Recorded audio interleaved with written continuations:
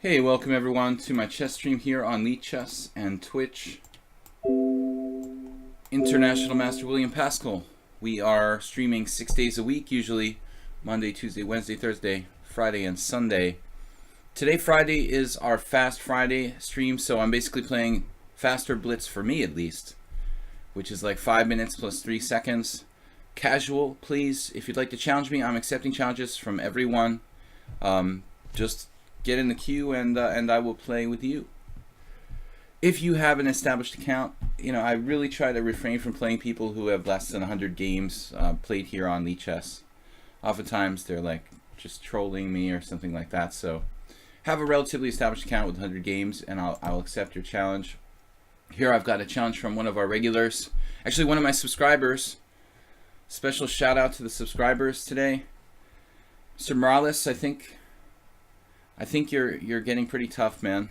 You've played some good games against me lately. I mean, you did in the past too, but sometimes you're inconsistent. But I still feel like you've been improving since we've been streaming. Read your message, Antonio. Your message. Read your message. Maybe I'm missing something because I don't have a message. You read your message? Read my message. I don't get it. Did you send me a message? I didn't see one.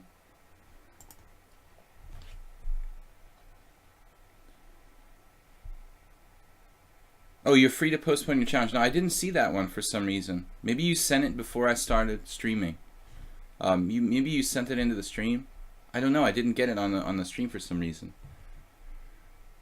Feel free to postpone your challenge since you played yesterday. Last minute. Oh no. No problem. Let's just play. Hey, what's up, JCS? All right. Bring it on. Playing 5+3 today, guys. I don't really play faster here on the stream because I'd like to have time to really talk about the games. We played a Sicilian against Morales. I think you sort of mouse slipped yesterday with the C3 is what you're trying to tell me? Yeah, the last game yesterday's stream, he's mouse slipping C3 instead of knight C3, and then he didn't know how to play the C3 Sicilian, apparently. That's a problem.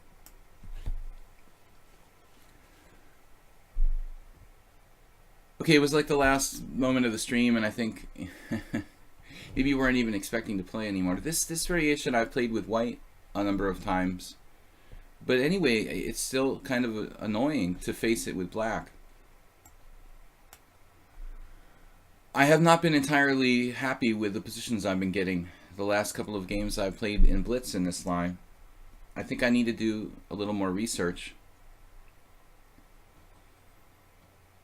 This move is not that frequent. It's much more common to run into bishop c4, which is what I played. It's basically a reverse English .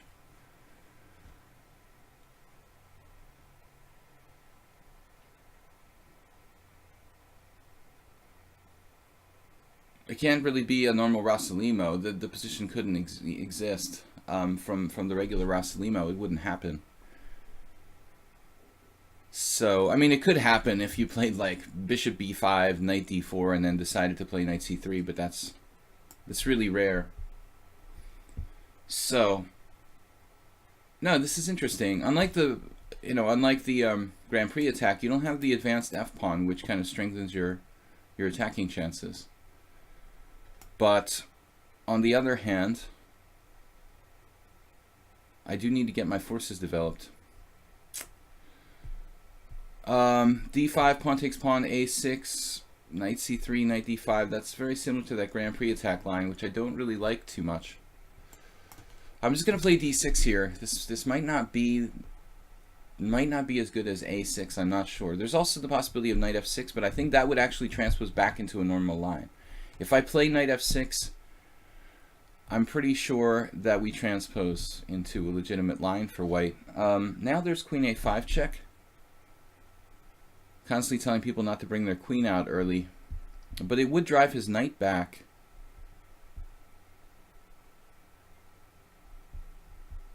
would drive the knight back. Let's see. Check, take on e, d4. And then something like knight f6, I guess. It's not easy to say if this is correct or not. I'm not sure I benefit that much from bringing my queen out. But we do drive his knight to a less dangerous position. If I take on d4, actually he can take with the queen. Developing a piece here. Maybe I ought to be on the safe side in this position. Let's try to be on the safe side. You like queen a5? I'm not sure I like it. I try to tell my students not to bring their queen out too early. It's like the movie Searching for Bobby Fischer. Isn't there something about bringing the queen out too early? Don't bring your queen out too early, kid. It's almost always bad to bring the queen out early. I'm not sure it's winning a tempo because I'm not sure the queen is actually stably developed in the first place. And I might be driving your knight. Ultimately, I might be driving your knight back to a better position on like d5. Maybe you can keep the tension there. I don't know. So here I thought. Now I think we're okay. It's bad, except when it isn't. I know it's very hard to know the exceptions. That's gone. If you're playing the Benoni, remember to trade some pieces so you're not too cramped. I think at this point I'm confident I have a reasonable position. I'm not sure I'm better, but at least I'm not worse, I think.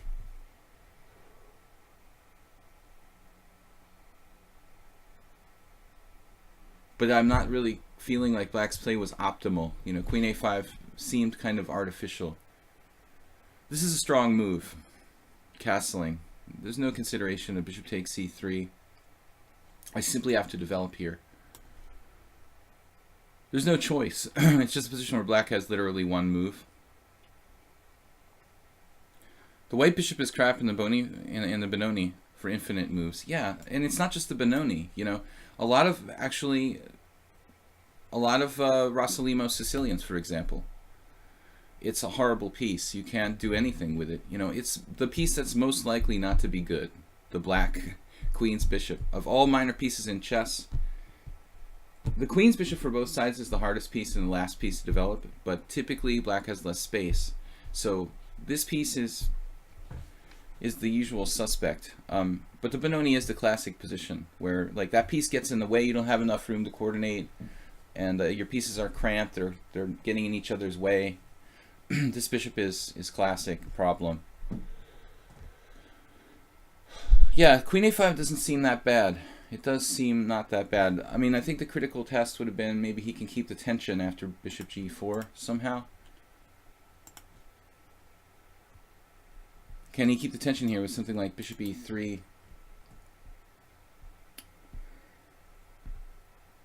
I don't know. But maybe the variation itself doesn't offer white really an advantage.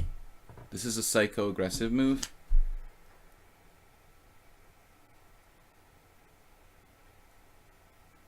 I don't have any choice. And he opens up on b7.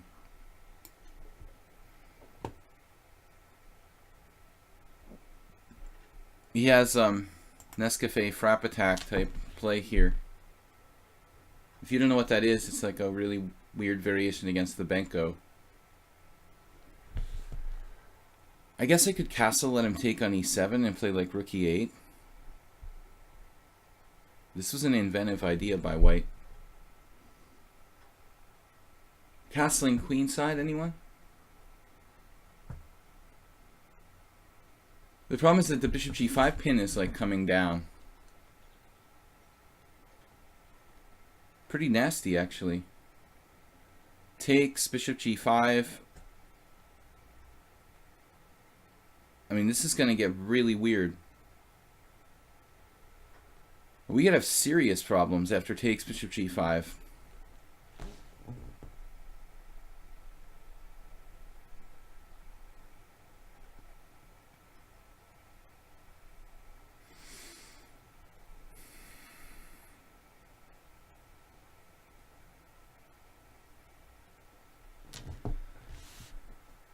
If I can't do takes bishop g5, because that's just really bad for me,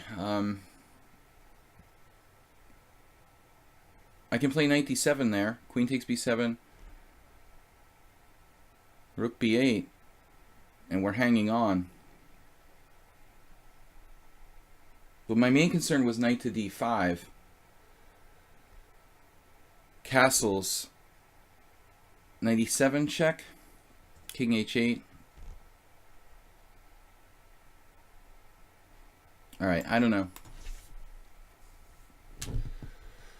There's also e4, which doesn't do anything. Well, this I did not expect. I mean, this variation may not be bad for white, but it doesn't look as dangerous as bishop g5. And Morales had lots of time there. I mean, that was played too quickly. You should at least spend a good amount of time thinking about it. Okay, he had a lot of time to think on my time there, so maybe he made his decision. But to me, it doesn't look as dangerous as bishop g5. This is an increment blitz game. If it were sudden death, I wouldn't have gotten this low on the clock.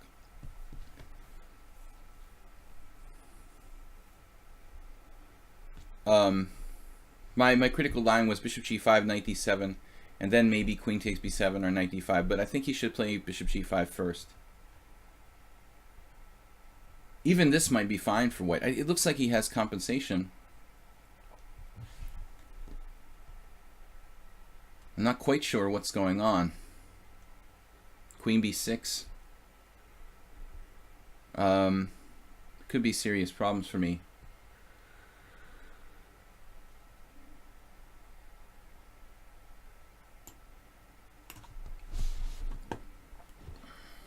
Best to develop my pieces. Not grovel for queen exchanges.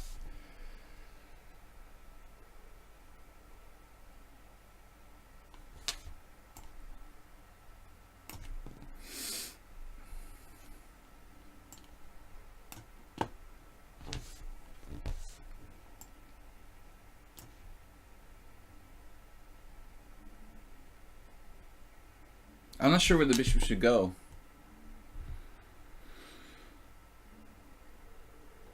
But I'm not sure he has enough compensation for 2 pawns. He definitely had enough compensation for 1 pawn. And this is a lot of pawns.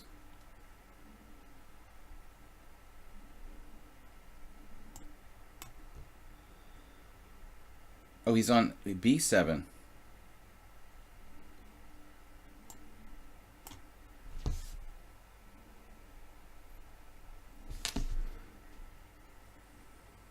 I just don't have too much time, obviously.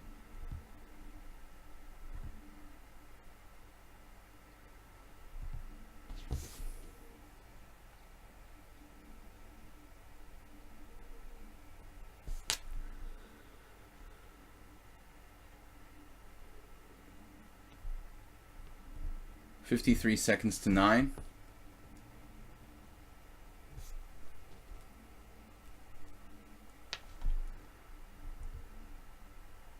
We've got enough increment with 3 seconds to play effectively without losing on time.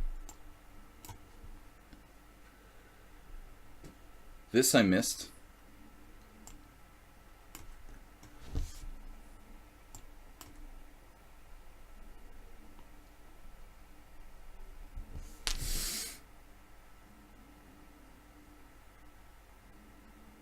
It's very hard for black to activate here.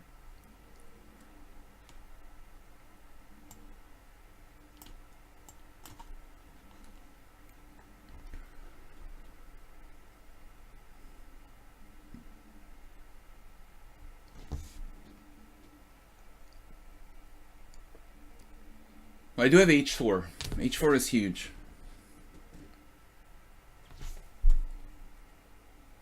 That will force his king to be opened. Okay, he can sidestep with king g2. Probably the best move. He's just losing on time. Playable position though.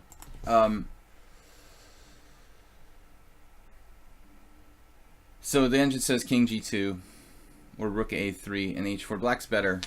I'm up 2 pawns, but you still have You still have practical chances. Just quickly, I want to look at the opening position. This I have not studied enough. White has a very, very good score here, man. Wow. That's instructive. Not a commonly played line, but look at White's score. It's like down the line. Very, very strong. So knight takes b5, knight takes b5. It turned out that I played the main, most common move here, d6. a6 would have been my second choice. Knight f6 transposes to probably not that great variation of the Rossolimo. So here d4, and now queen a5 check has only been played in a couple of games.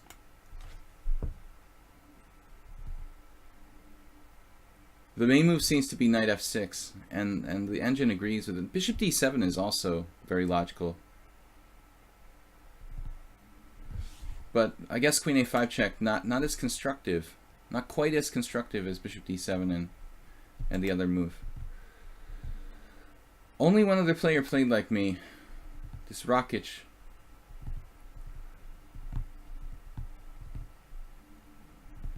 What's the problem here? So d5 is not the problem. White should keep the tension or take on c5.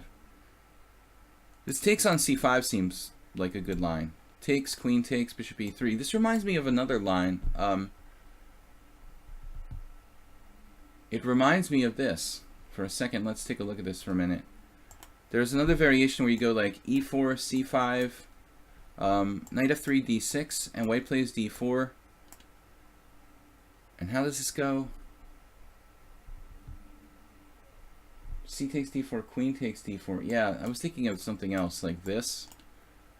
I've played this sometimes. Bishop b5, queen a5 check. Does that make sense? No, this is not really good.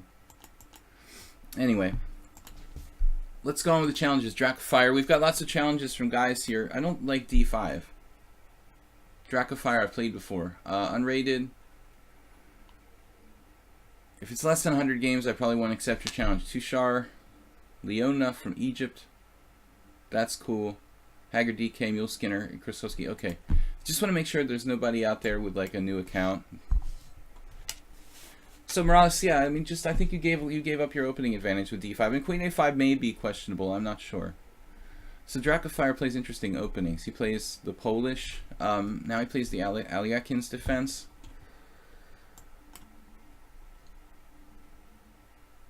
Unfortunately, I'd like to play the main lines with knight f3, but I don't know the theory all that well.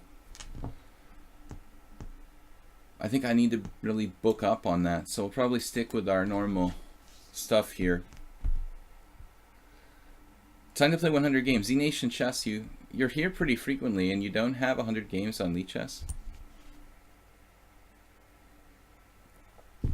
One of my new students had a recent game where he did this, and I tried to explain to him that, you know, the normal idea in Aliakin's defense is to play d6 to undermine the center. e6 is not very common. I thought the Dracofire knows enough openings that this might be intentional. There are a few rare games where black's played this, but it just doesn't seem good for black. You know, I don't know how else to describe it. It just doesn't put pressure on the white center, so it shouldn't really be good.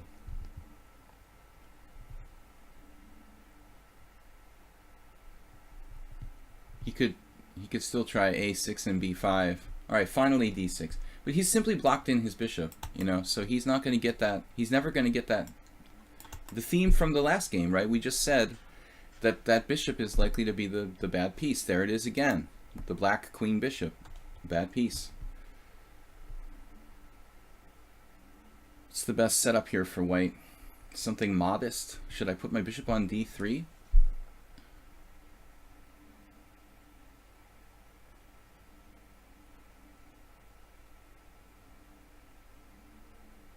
I'm taking a little bit too much time here.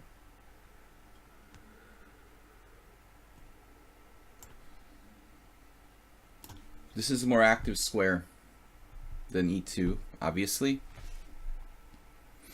So Stockfish says the attack after bishop g5. That was what I thought, Morales. It looked very dangerous. Bishop g5, knight d7. And white has the initiative there. Actually, what was I thinking after bishop g5, knight d7, queen takes b7, rook b8? That was my point. Did I have rook b8 there? I thought I might be okay, but I definitely thought your play was, your position was totally valid. You know, maybe better. Okay, knight c6 now. I mean, a3 looks like a relevant square at this point. He's got all those pieces that can use a3. This has got to be a good prophylactic move. I don't want my bishop bothered by knight to b4. I don't want to trade pieces here because the knight is kind of restricting black. He's got this. These two pieces are problems.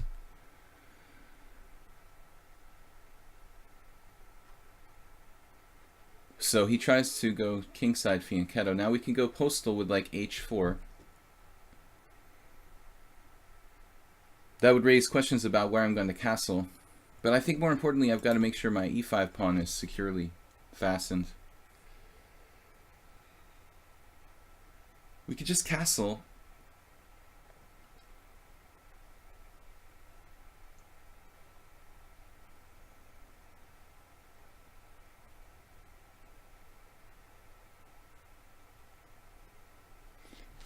Anyway, h4, bishop g7. Should I castle play rook e1? Alright, let's just play fundamentally. I'm not going to try to go nuts with the kingside attack. The other thing is, if I put my queen on e2, I think that I'm, in many cases, setting myself up for him to play like knight d4 and trade some pieces or something like that. So it's a bit more fundamental just to solidly play rook e1. He's concerned about the dark squares, which is valid.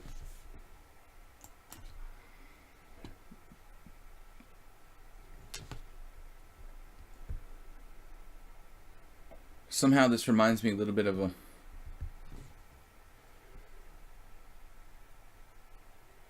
Carol Khan I saw. Now what's the West? The West. The best way to set up your best. Knight c3, knight d2, b4, b3, bishop b2.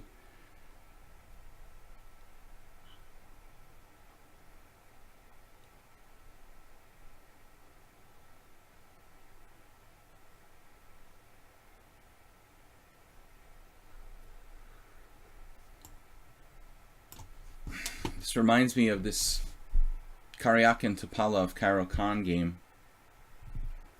Karyakin just puts his bishop on like b2 and then plays for c4 in an advanced Karo Khan. I mean, different position, but I have a bad feeling about this plan. Maybe we don't and say we did. Maybe we don't ever play bishop b2.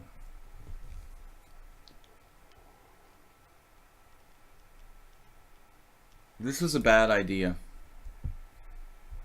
Not because like his bishop is dangerous on the long diagonal, not because of that. But I think if I ever play bishop e2, he has knight f4. Though maybe I'm being afraid of ghosts. Let's let him play knight f4 to just bring my bishop back to f1. Maybe it's not so bad. More questions than answers about this position.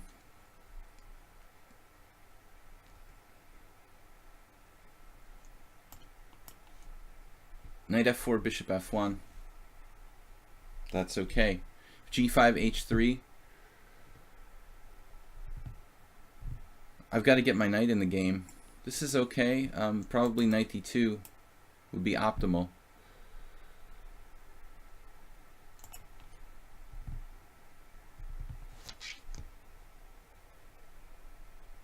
I'm sure there were a lot of other plans I could have gone with.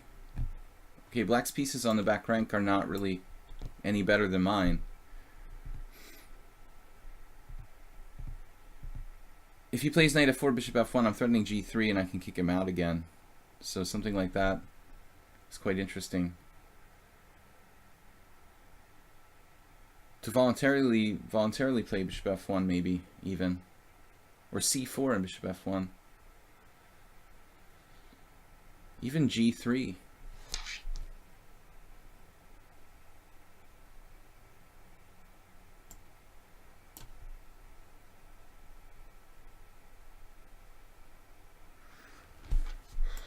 With the idea of repositioning, staking away knight f4, solidifying my king side. In this case, I'm developing my queen knight last, which is kind of unusual, but white has a useful space advantage. Obviously g5 is very dangerous for black. f6 is very dangerous for black. Now I can put my bishop back on f1. Ultimately, where's my queen going? You know, c1 or maybe e2. We can play it like a King's Indian attack. Hey, Spinal Tap, what's up, man? International Master, Spinal Tap Chess. Main line. What's up the main line, man? g3. g3 is deep. It's deep. Taking away his only good square. Yeah, I mean, this maneuver I was anticipating a long time ago. You know, he could go like knight f5, knight d4. White has a really good position here. We're just really good. Really deep vocabulary. We finally got our knight out. We're heading for greener pastures. Man, if we get knight f6, we implant a knight on f6. It's going to be a world of hurt for black.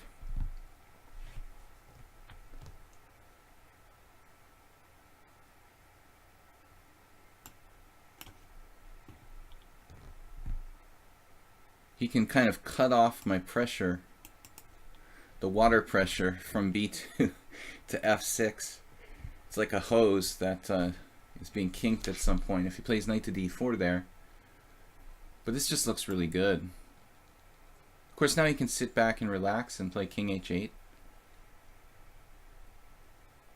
His knight is trapped. Almost. But after check it is. Knight f6 check. King h8. g4. Looks good.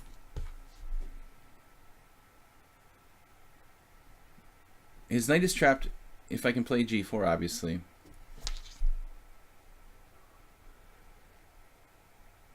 He has some tactics to maybe win a pawn or two, but he took instead. This looks like strategically fatal for black. The dark square's too weak. He'll never be able to protect that. I just play like queen c1, king h7. It's not so easy to actually finish him off. I can avoid exchanges of queens. King h7 is only move. We have this, keeping him off of d4. Then rook d1, and I'm just wrecking him. Got all the pieces developed. Threatening discoveries. That's it. Too much space. Alright, let's see what the analysis board says quickly. Every game we'll just go over for like 30 seconds. Obviously, you know, e6 is not considered a real variation. Spinal Tap, did you ever meet Valentin Arbakov? He played like 2 tournaments in the United States wearing 1 t-shirt for 2 weeks without washing it. I mean, he might have snuck into the bathroom to wash it once, but he's deceased now. Former Gorky Park chess hustler. Why not queen d2? I don't know. I just didn't want any possibility of a queen exchange to happen. This just looks very good all the way. My advantage dropped when I played rook e1 a lot. It liked my queen e2 idea. Anyway, guys, let's not take too much time. Unrated CM.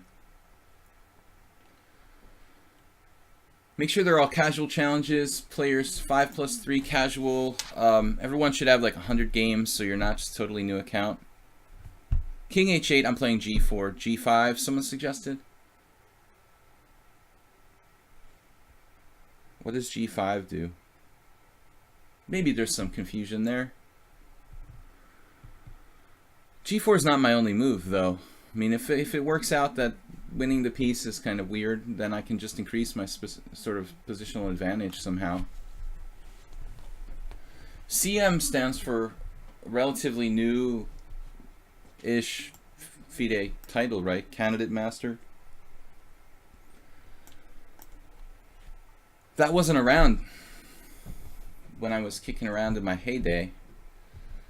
We don't need no stinking Candidate Master.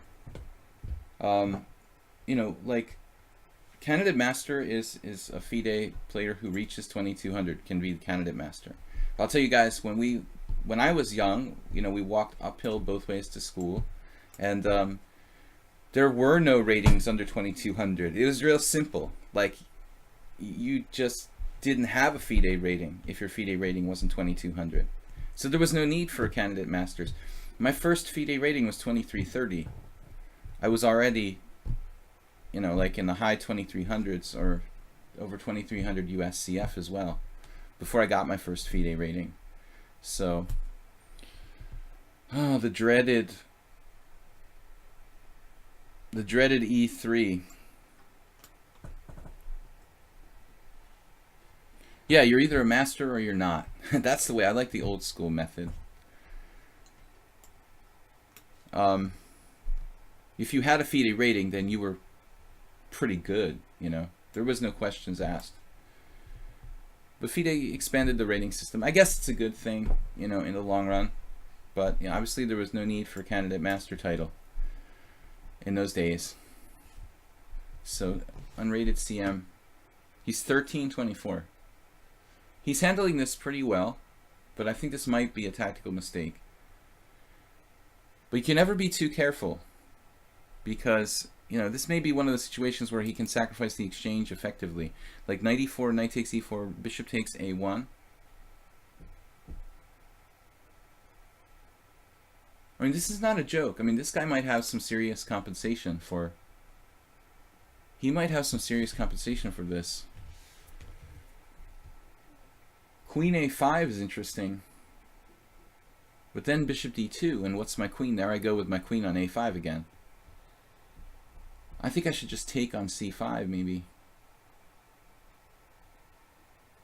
I don't know, man. Winning this exchange looks dangerous. He's got a bind on d6. It doesn't look that appealing to me. I feel like white has huge compensation there. This is probably gonna...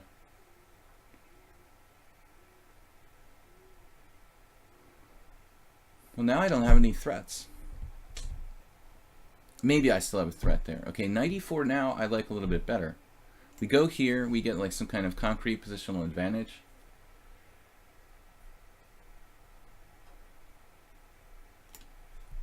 Very small advantage.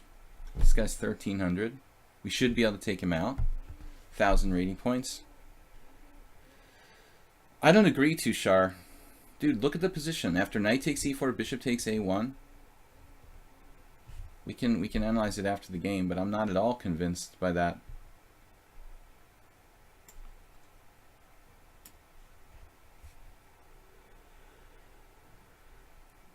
That's materialistic. I don't know. He has a bind, and he has a pawn, Tushar. Why would it be +2? The guy has a bind on d6. He has a pawn, and he has a strong knight, and I have weak, you know, weak squares in my position. Probably you're right that I'm better, but it's nowhere close to +2. I'm probably like half a pawn better or something. I would bet you in that line. Maybe I'm too anti-materialistic. How to subscribe? Acerbate. You already did. Okay, this guy's 1000? Man.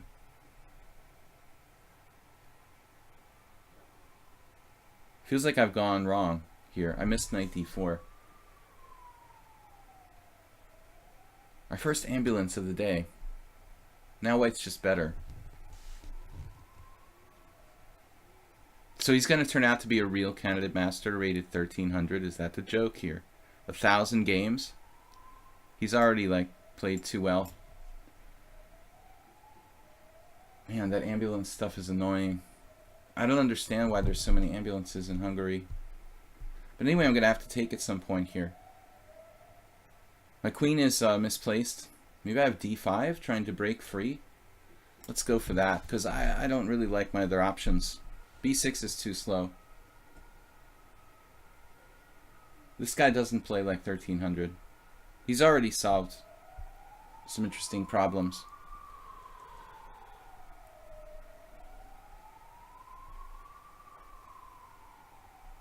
The bind is the control of d6. I'm like tied down. I can't free my queen side. That's what I'm talking about in that variation.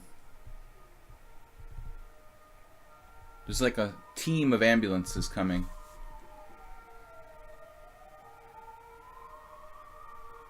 It sounds like a French police show here every day, all the day.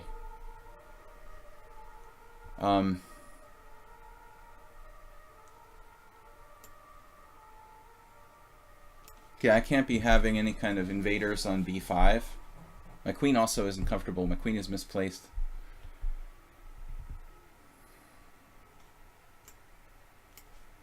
There hasn't been any chance for any sort of tactics in this game. It has to be like 5 ambulances or something out there. Bishop c3, queen d8. I'm in trouble here. There's more ambulances coming. That's not normal. Like there was a huge... Look at this guy. He's not 1300. What is this? A troll? Trolling me.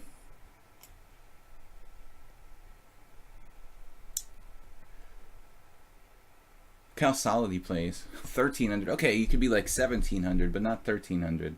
And not with the rate that you're playing, how quickly you're playing. I would believe 1700. He like... No way, dude. 1700 max, you know, maybe. That would be the lowest. It's always dubious playing these new accounts that I've never played before. I like to play with people that I'm sure about. He's got 1,000 games, so if he plays like a master, there's something very fishy about this.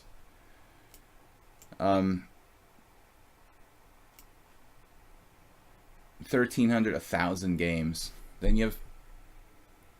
No way he could be 1,300. Already there's no way he's 1,300. Too good. He's threatening mates now. I should have played f6.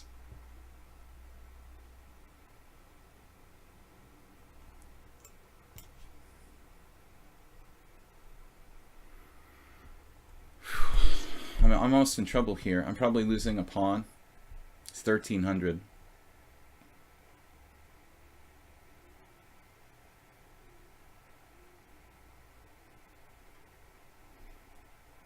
I have to try this just to stay alive. This is ridiculous. This guy. Yeah, it's too strong to be 1,300. I don't appreciate people like trolling me. Now he sacks a knight for nothing. He played like the perfect game, and then he sacks a knight for nothing now. What?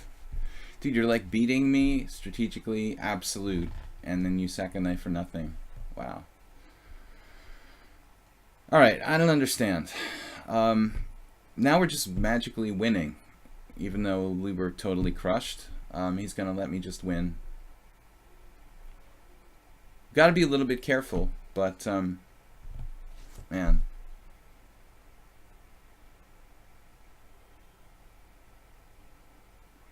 Rook e6, I don't know what the best move is here. Just holding on to my pawn, I guess. But my knight can be chased away. Maybe I should just play knight d7. It's too easy for him to deal with that. He's also very fast.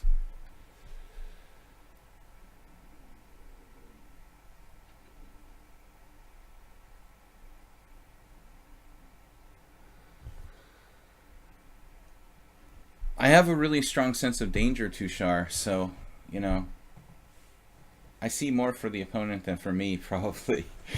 I tuned myself to do that a long time ago.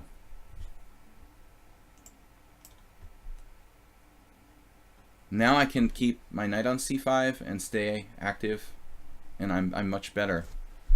Probably winning. I mean, he only has 2 pawns for a piece here. Some practical chances for white, but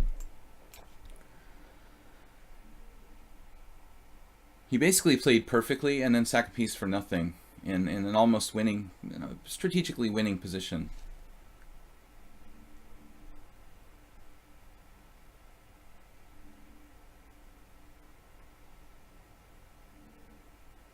Now black is clearly better. I'm at least +1, but he actually has a bad bishop, so I think that reduces his position even worse to probably worse than -1, if we talk about it in terms of Senate pawns. If my knight is trapped, he's cheating. How's my knight trapped? He can't even like attack it. I didn't think he was cheating. I just think that he's not a 1300, you know. A4 is a bad move.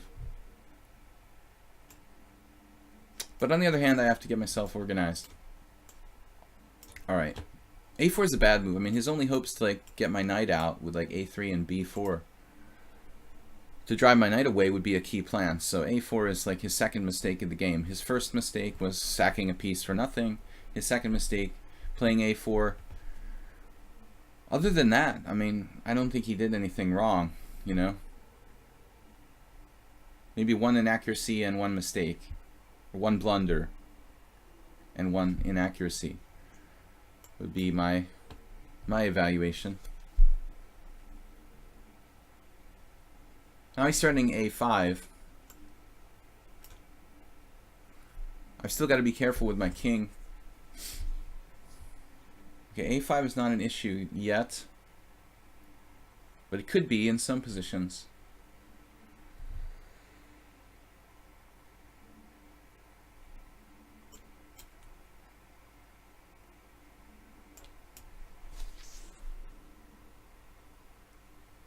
He's also a bullet master.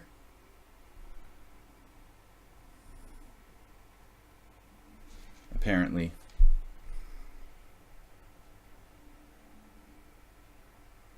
He's 1500 in bullet.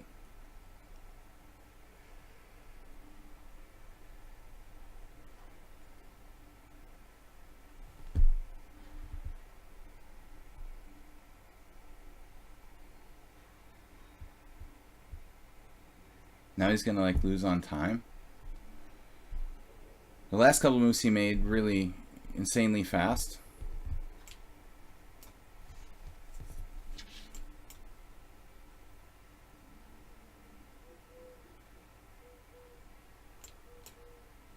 His timing of the moves to wait to the last possible second.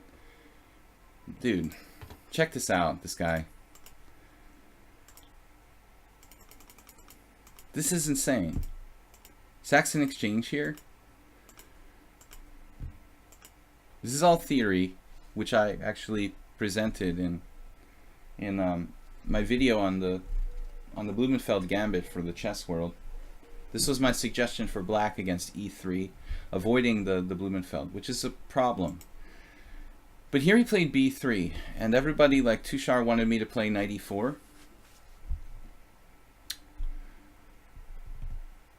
That's cool. So we really learned something interesting here.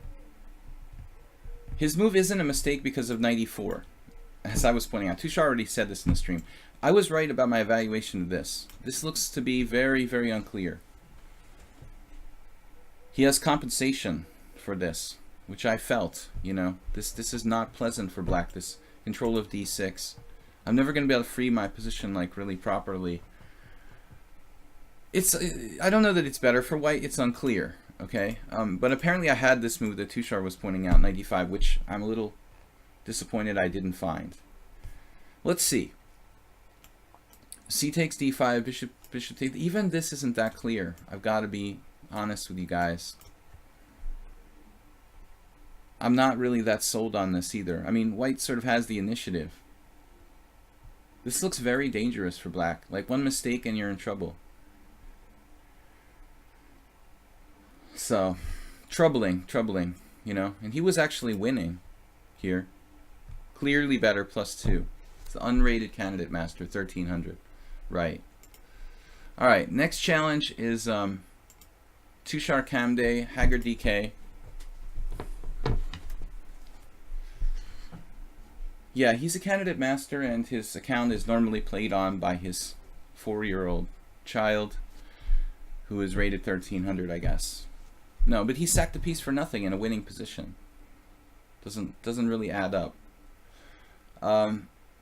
Okay, let's see. What are we doing here with white? I like playing e4. 0.7 only if you play all the perfect moves. Yeah, man, I mean, but the way I played it was far worse because I missed knight to d4. Now white is just, he's just better. My queen is on a5 for no reason. My second queen a5 of today. So 1300 had me completely strategically busted in 15 moves.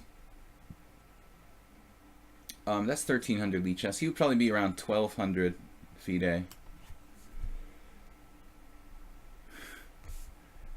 I love Fridays. We get a lot of interesting opponents.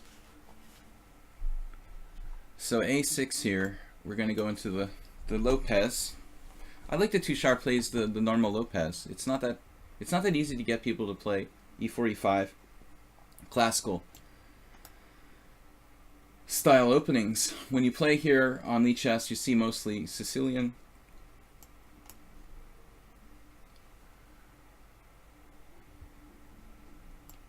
We've had some tough games against Tushar in the Spanish. He's tough. He's beaten me a couple times in this opening. And he's also had very good positions that he didn't win.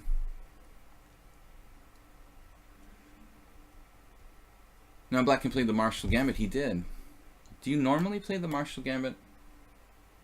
I can't remember. There's also the very rare move e4 there, which is kind of lost and forgotten. For some reason, I thought Tushar played the normal Spanish, not the Marshall Gambit. Maybe he plays both. Yeah, exactly, Asterbait. If he's 1200 FIDE, then you're 200 FIDE. Well, if he's 1200 FIDE, then I'm like 1600 FIDE. That's my approximation. Or then maybe it's possible that every 1,000 games, he sacrifices pieces for nothing. Alright.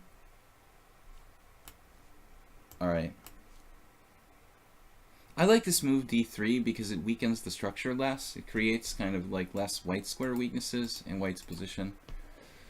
But it's pretty well analyzed. It's pretty much as well analyzed as the main variations. The difference here is that unlike the main line, where it's a mistake to go rook e4,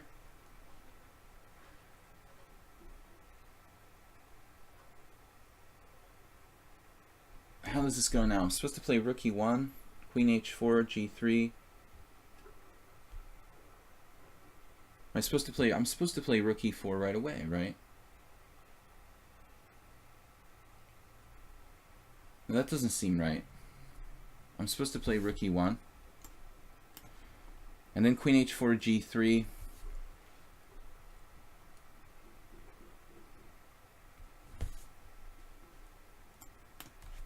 And then rook e4 back, which wouldn't be good if my pawn was on d4. There's a huge differentiation. If your pawn is on d4, then this move is no good. It's been a while since I played this, so I'm having trouble remembering the order of moves. I wish I had more experience, on a regular basis, but I'm getting old, I have Alzheimer's, and I can't remember everything anymore. I was never that good at remembering stuff, but it's getting worse. Tushar will say, I tell you why I played Marshall. Marshall is good. I mean, it's just as good. It's just a different style of game. Fully sound, fully playable, respected at the highest levels. Okay, h6, I don't know h6. I've never seen that move. So, that's the golden question now. What do we do? He's like...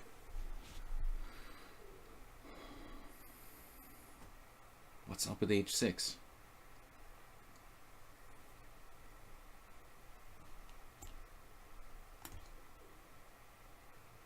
Okay, I'm out of my theoretical preparation. I've never seen h6. I don't know. He doesn't have g5 without hanging his h6 pawn here. Is there a problem with my rook?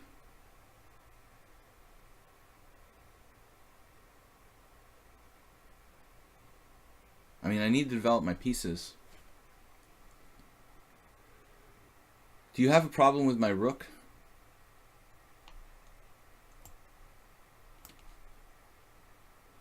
I don't mind giving something back.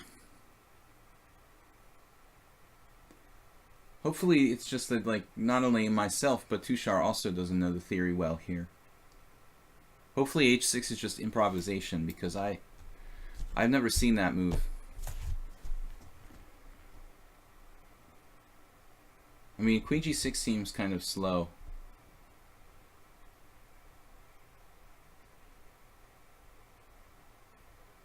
But he has bishop e7 in some positions. Knight e4, bishop e7, rook h5. That's obviously an issue. Is it possible this is still preparation? Queen h5. Queen takes h5, rook takes h5.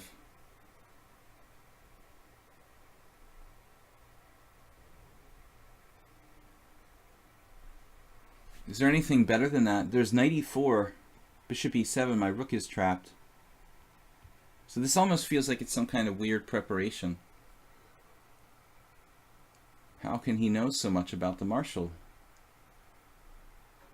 Bishop c2.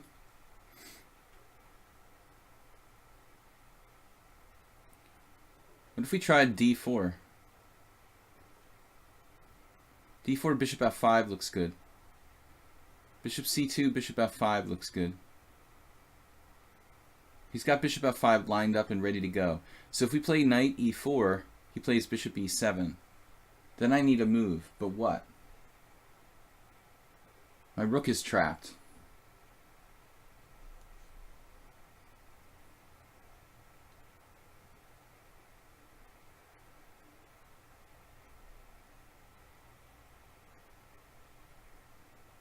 You can come back to e4. I don't have a better idea, really. My rook is going to get trapped. Just instantaneous moves. Okay, dude.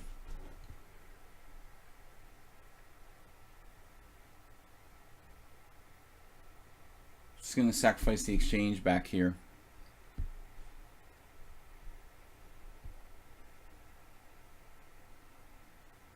I'm desperate now. It's like I fell into some kind of opening trap. h6.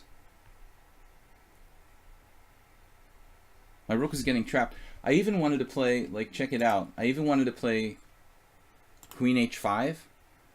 But at the last moment I realized, check out this variation. Queen h5, queen takes h5, rook takes h5, knight f6. Now the only square is rook h4. And I was afraid of g5, but that doesn't work. So it looks like I should have played queen h5. I could have played it, but I panicked at the last minute. He has takes, bishop g4, then I sack the exchange on d5. That was the right move. I could have played queen h5. This is more speculative. So I missed that variation with queen h5, take, knight f6, rook h4, g5, rook takes h6, king g7, and now the point is that I have bishop takes g5, defending my rook on h6.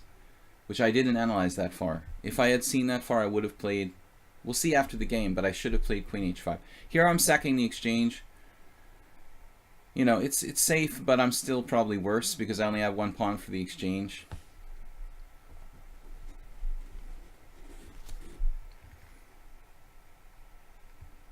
One pawn for the exchange is probably not quite enough.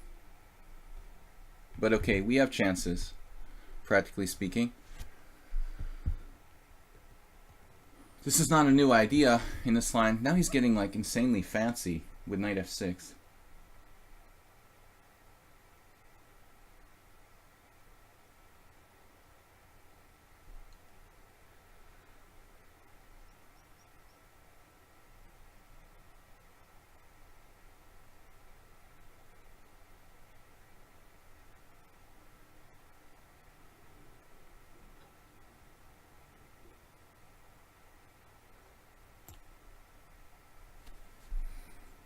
I think I should just keep sacrificing the exchange here.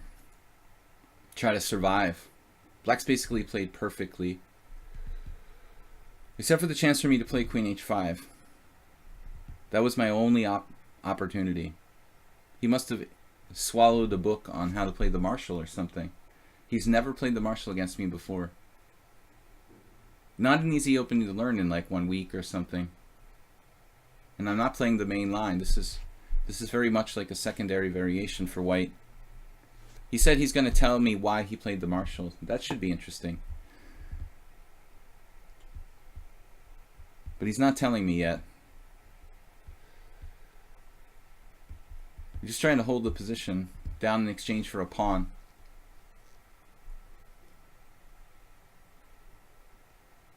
Black is better here. But I have chances to hold on, maybe. Chances to draw. Wow. h6.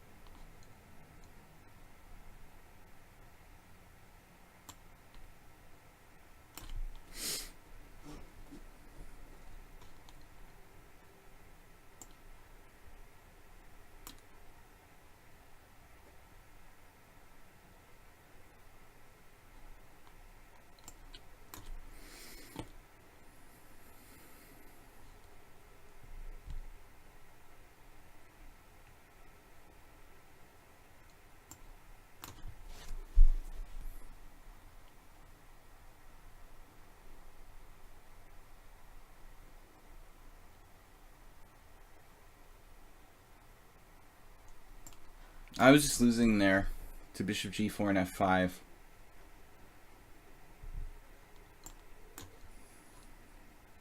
Just lost and losing a piece. I was crushed.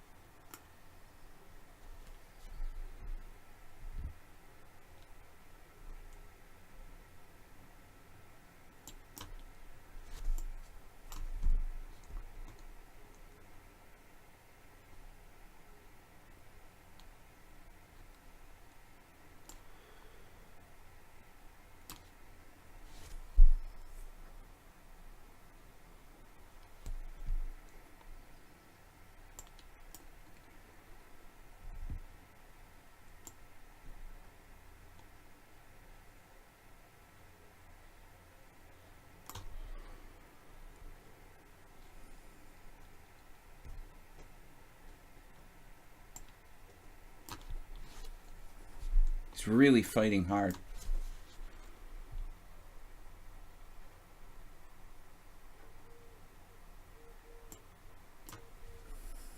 Oh, not the best move.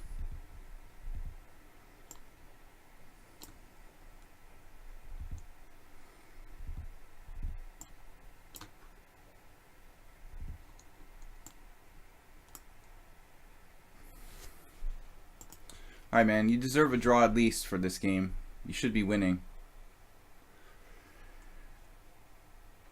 And now I'm actually a little bit better with a5. I'm not, apparently. a5, bishop c3. I can't hold the pawn. But you can't take because of rook a1. So why am I not better here? King g2, rook a7. Rook a7, bishop e6, rook a6. I had the further outside pawn, but apparently it's a draw. Alright, Tushar, what's the story here with your expertise in the Marshall Gambit? h6 is actually a move.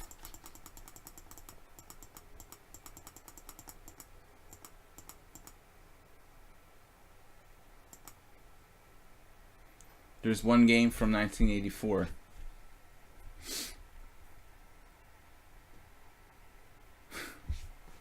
One game from 1984. That's it. What's up with this? You got crushed 5 games. Man, you played this like a master. And h6 isn't even a variation, but it poses all kinds of weird problems. Queen f5, best move. Knight e2. Best move. Queen g6, best move. Here I may have gone wrong, I don't know. This is where I said queen h5, right? Or is it the next move? Yeah, this is where I told you guys I should have played queen h5. This was absolutely the best. But I had hallucination here that I'm in trouble because of this. But I'm not, because of rook h4. Even this is not so bad for black, it looks like. What is this? h6 is not even played by anybody. It's like you had it rehearsed or something. But you learned it, but you just made this up over the board, like, but they're perfect moves. This doesn't exist. h6 is not something you can learn because it doesn't exist. You just created new theory in the Marshall Gambit, like over the board. This may be a mistake then. So apparently rook h4 is actually a mistake. I should just develop immediately with this. And this is where the Olivier René, I think, became a grandmaster later on, but he was very young here in 1984. He played one game, black played g5, and then queen f1, and white is slightly better, I guess. White went on to win. Very slightly better. Look, it's like plus 0.3. You know, this h6 looks fully playable, and no one's played it. Rook h4 might be a mistake here, here. I missed queen h5, and I played this. And then bang, he's just better, all over me. My other idea was on queen h5, by the way. This is very important. Queen h5. Queen takes h5, rook takes h5, bishop g4. I mean, the key, I thought, was to play rook takes d5.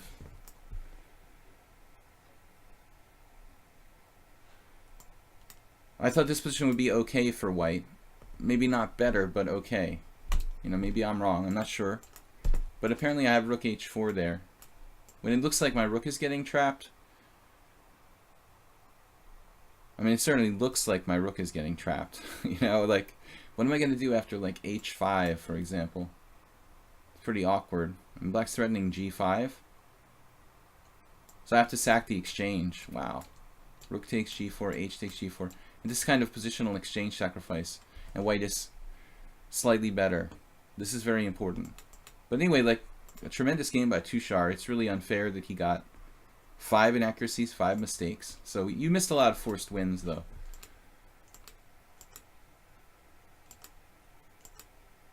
It was a tremendous game by black. Now I'm just lost in one move. Just play bishop g4. Both of us had 30 seconds or less here. But, no, that's...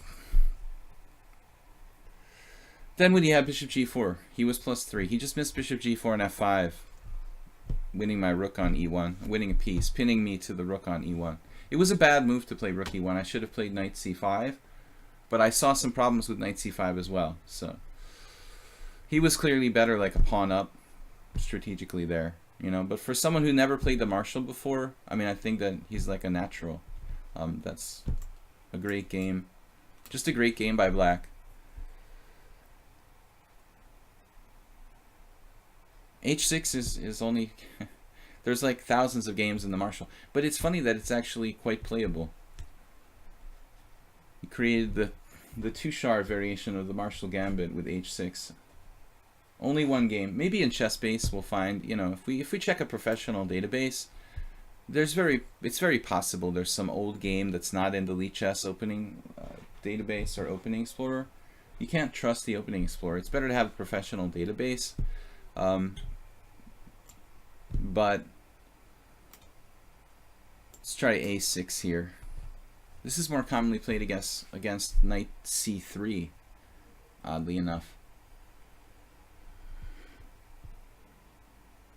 Universally useful move. Alright, now he's going to go with this. Logical to play c4 against a6, I think. We turn it into a King's Indian of sorts, where a6 may or may not be a useful move.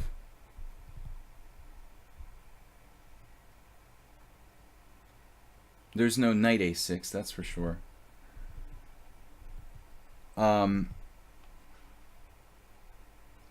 If I play bishop g4, maybe. The idea of c6 and b5 is also reasonable. You're just winning a piece. Not an easy stream, you guys. It's not easy to be me against you guys. But I try to play, you know, critical theory. I mean, I don't study every day the white side of the Marshall Gambit, and I rarely play e4 these days in tournaments. But I wanna stay up on things. So this is my only training, really, playing against you guys. I'm trying to think if I ever actually had a tournament game in the Marshall Gambit, and I'm kind of coming up empty. I don't think that anybody ever played the Marshall against me. You know, I probably only have 10 or 20 games in the Lopez, in actual tournament games. Bishop d3 looks suspicious because d4 is not that well protected. On the other hand, I could go with a different setup.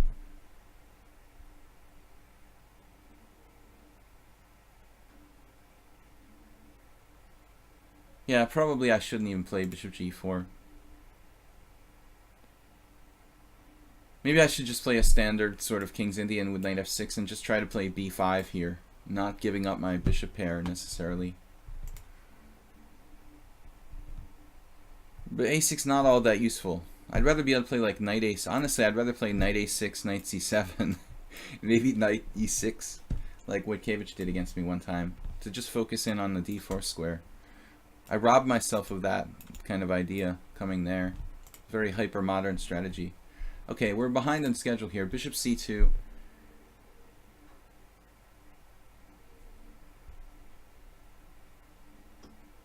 Well, yeah, I mean, you're going to have to take with the pawn. You're going to have to take with the pawn. Alright, let's do it. We damaged his pawn structure pretty seriously here, though he can play f4 later on.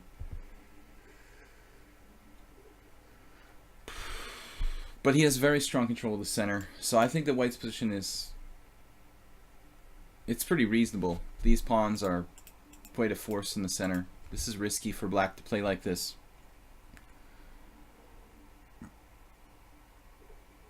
No, you wouldn't have lost. It looks like it's a draw. On paper, you were worse because I have an outside pawn and a bishop ending. That's usually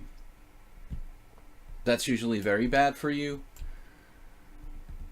But I analyzed at the end of the stream, I mean, at the end of the game, I mean, there just is no way for me to win.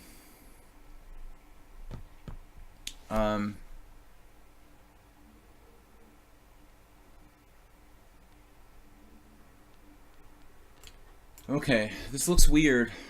Very abstract. I mean, I'm only doing this because his bishop is on c2. If his bishop was on e2, I would be a dead man right now. He would play f4, and I don't know, my whole position would be kind of messed up. Maybe not, because I'd have h6. Okay, maybe bishop g5 is not a good move. Maybe he should just put his bishop on a normal square, on e3. If he plays bishop e3, he doesn't have to worry about h6 and all this weird stuff when he plays f4. Bishop e3 is better, also securing the d4 pawn. Bishop g5, it's nice, it's aggressive looking, but there's nothing really connected to it. You know, it's not connected to any other plan. He doesn't have a way to increase the pressure on e7. Now on f4, his bishop gets pretty awkward. That's not good for white. We just start focusing on the dark squares. Maybe I have b5.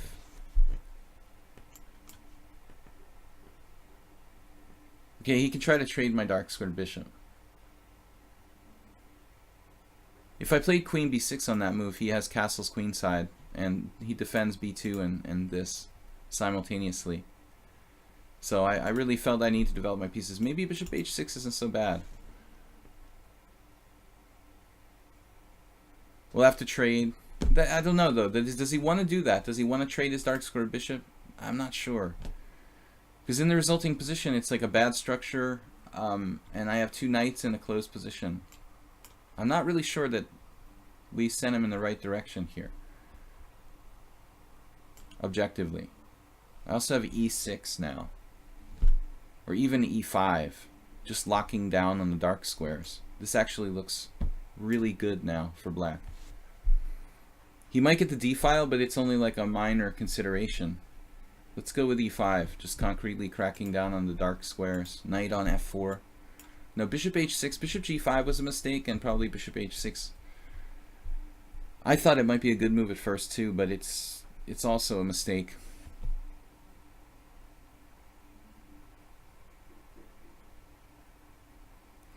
Yeah, Tushar, as we looked at in the analysis, there are a lot of ideas with h6, and that's what caused me so much problems.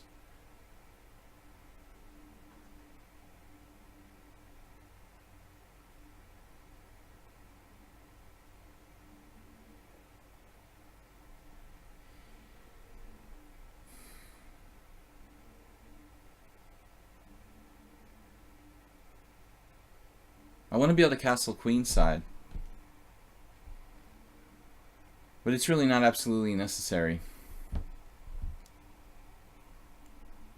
Queen b6, castles queenside for white. The problem is then knight c5, d takes c, and I'm dropping my d6 pawn.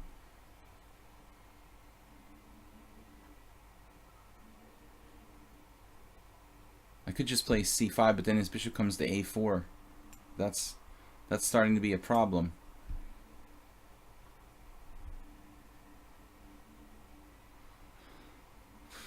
But even closing the position there, I'm clearly better. Even if he were to trade his bishop off, I would still be better. Because of this. I mean, this is all that it takes. Having a bad pawn structure and those weaknesses, he can even do this. And I think he's still in a bad way. Even bishop a4 b5 is kind of interesting.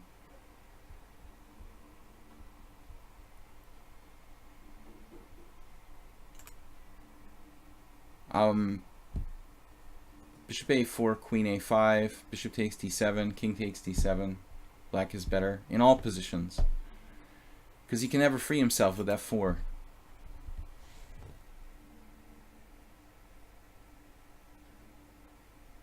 I also have this, which is quite good. I can force a queen trade on my terms with like queen f4.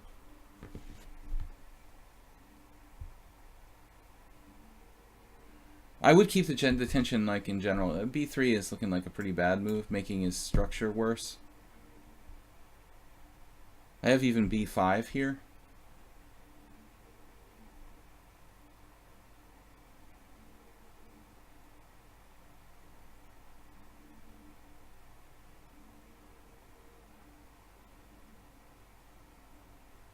Knight f4 is interesting, cutting off his queen. It's hard to make a decision about what move to play.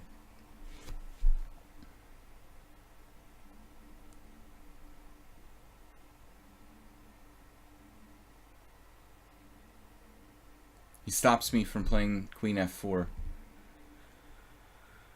That is pretty irritating. He's actually threatening nothing. Okay, and there's no knight g3.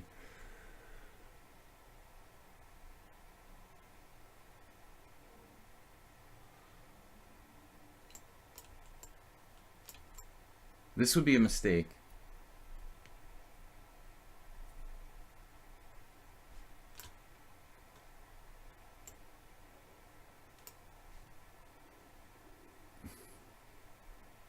I'm just going to walk my king over here to c7.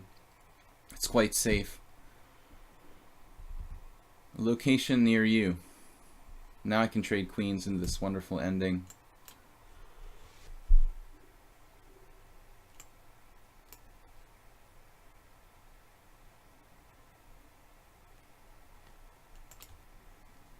I don't know if this has ever been played, this setup. There's only a few random games. Kadash Gabor is a guy who used to play h4 on move 1 every game. a6 is, it's funny that, you know, a6 is really appropriate here after knight c3. This is like an actual variation. You know, you would think like, well, it would have to be good against, I mean, why would it be so bad against knight f3? But it's like, okay, it doesn't have as much point, I guess, against the knight on c3. We have b5, b4. My friend Samor Hasbun, actually, he lost to Dmitry Kononenko. c4, d6. Now we're going to transpose to some weird lines. Bishop d3. There's one game. So bishop e2 is much more standard classical King's Indian. Alright guys, let's move on. Mule Skinner, Krasowski, Paulie. Let's make sure everybody has 100 games or some kind of established account. Alright, that's cool. Mule Skinner's up next. Guys, I have a simul on Sunday. It's going to be a faster one. 30-30 time control, 20 players. This Sunday I have a team game, so one of my last team games for the year. Anthony, what happened? After knight c3, what? Play d5. Yeah, that's a known line, of course. Alright, let's keep up the e4 for today.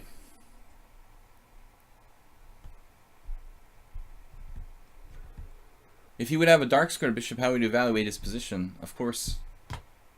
That was his biggest mistake, Mr. Kiley. Mr. Killy, to play bishop h6. First of all, he shouldn't have put his bishop on g5. He should have just put the bishop on e3 straight up, and white is better, you know. But bishop g5 was weird, and then bishop h6, trading off his dark squared bishop, kind of wrecked his position. I agree. Alright, Mule Skinner is a really tough French defense player. Let's take up the challenge, though. I think he plays the win-a-war mostly.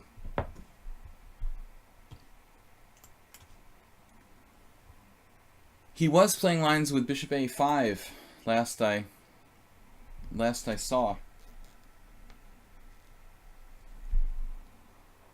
What's the deal with like playing knight f3 here, by the way? Is that just bad? I think it's just bad, right? It's not great. So we've had this quite a bit. I really need to learn this more deeply. But last game was kind of interesting. Last time I got a little bit better at doing this. I learned that, okay, first of all, you have to play f4. I think there was one or two games where I didn't fully understand that f4 is absolutely essential.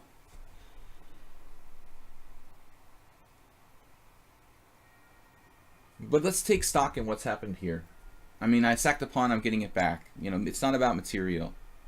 White has more space, but there's some issue. Ambulance, where's the ambulance emote? There's some issue that white is like overextended the queen side with b4. I think that's really the main question here, strategically. The Liputian variation. Yeah, I'd love to see your games, Tushar. Regarding that Marshall Gambit. The Marshall Gambit is nasty. I mean, there wouldn't be so much investigation in the anti-Marshall if the Marshall Gambit wasn't good. There's no question. I mean, that's why most players seem to avoid the Marshall. Not everyone plays the black side of the Marshall, but I think the Spanish player with black, I mean, player who's defending against the Spanish, ideally, you have the ability to play both the Marshall and the normal lines. Like, Aronian, for example, is capable of playing both, you know. I think that's the key, you know. Michael Adams used to play, but mostly Marshall. Polgar was very tactical, so Judith would definitely prefer playing the Marshall to sophisticated maneuvering games, you know. I'm just going to keep the tension here. The fact that I have so many pawns on dark squares, by the way, you think, oh, well, you just take the dark squared bishop, you have an advantage, but it's not so easy because, like, I have no squares for my bishop, really. You know, maybe on b2, and having it on d4 is certainly good. So now we have this quandary. What do I do? What do I do? Do I take the bishop on c7, or do I not take? Because he has less space. I'm not supposed to exchange pieces. But it's a dark squared bishop, you know.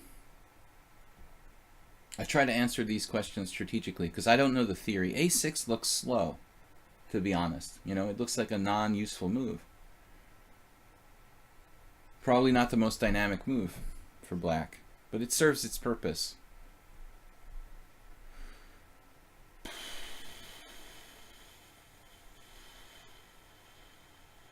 I don't know what to do. Let its position unravel by taking on c7 or take on d4. Let's take our chances and keep it complicated, okay?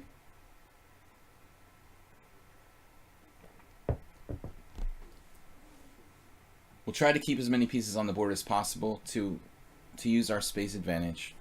We're not castling queenside, that's for sure.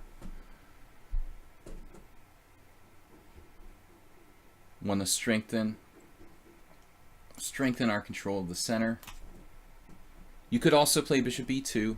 I don't know whether it's better to go here or here. It's like an advanced Caro-Kann.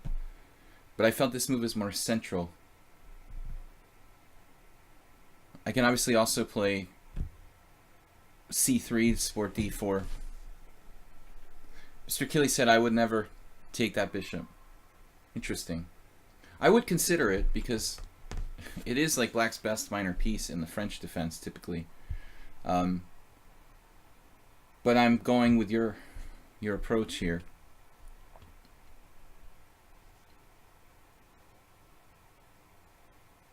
I need to get developed. We need to get developed, get castled kingside.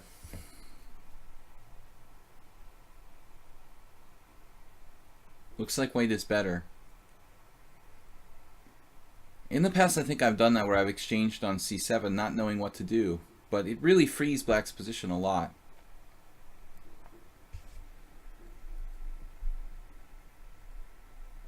Okay, guys, we're streaming for another hour here. I'm taking open challenges from everyone. Krasowski, Paul, Ace, who's also a subscriber. But I'm not taking the subscribers. Usually I take the subscribers first. Today is the day when I just take everybody's challenges in order.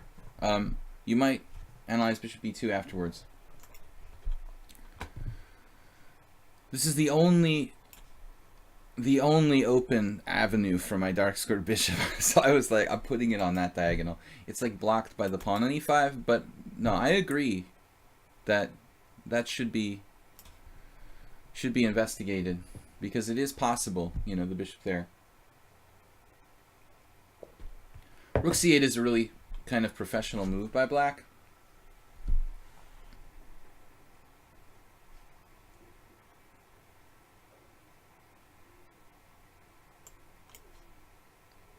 You know, earlier he would have been decimated if he had castled kingside. I had If he castles, you know, it's like the classic bishop takes h7 check, followed by knight g5 and resigns.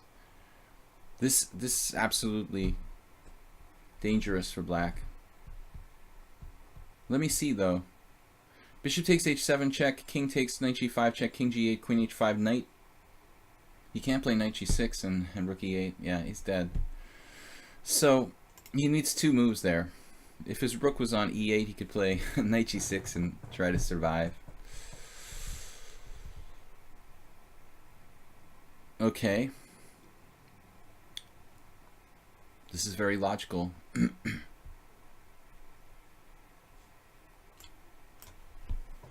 And I don't know how much better I am here. You know, he's played this like perfectly. I did not expect g6 though. He's not going to castle. He was afraid of f5 for reals. g4 h5.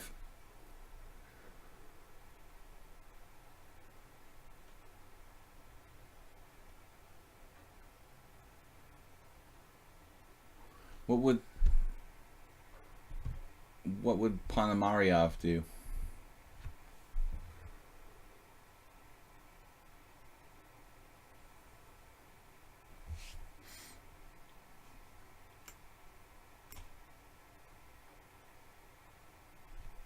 Try to force his hand somehow?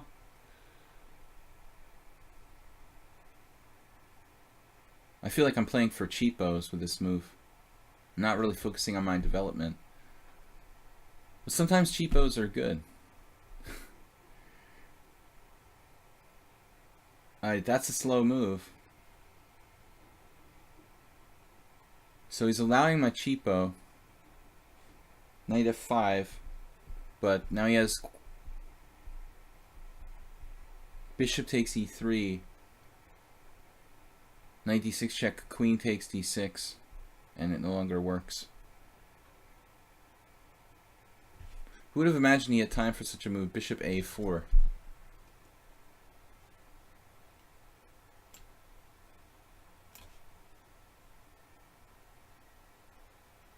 This doesn't seem right.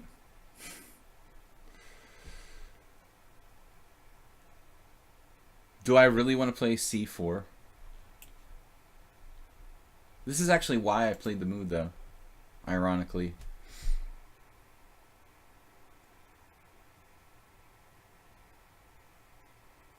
Okay, I can play knight e2. Fortunately. We make him backpedal. But c4... If I hadn't played rook f c1, I wouldn't have been able to do this, you know. So, although it looks weird to put my rook f c1, we had to do something. He's like a world-class French defense player.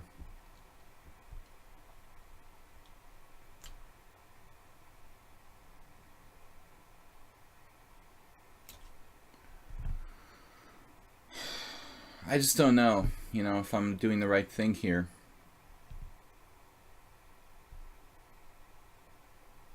It almost feels like wrong to make this move, to give him the d5 square for his knight.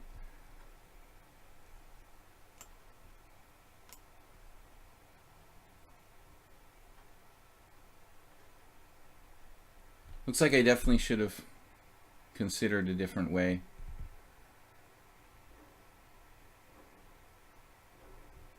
Played this great. Man. Basically wasted a full tempo there. He could have played knight f5 last move.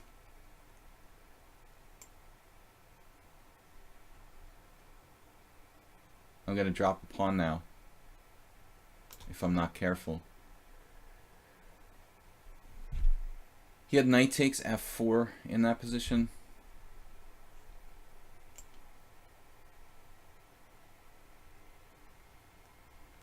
He still has it.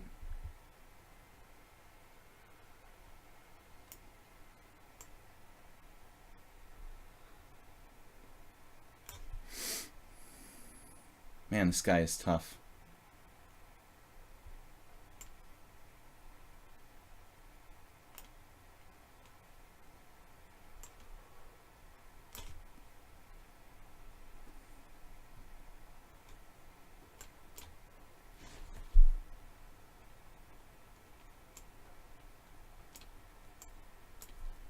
my god. I'm just like lost.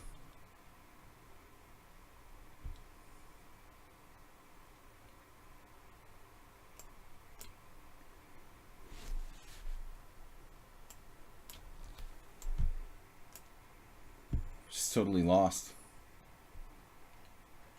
Now he's giving me some hope. I was just absolutely lost. If he doesn't trade queens. Now there's hope.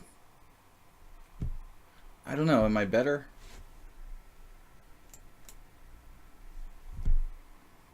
He's holding this.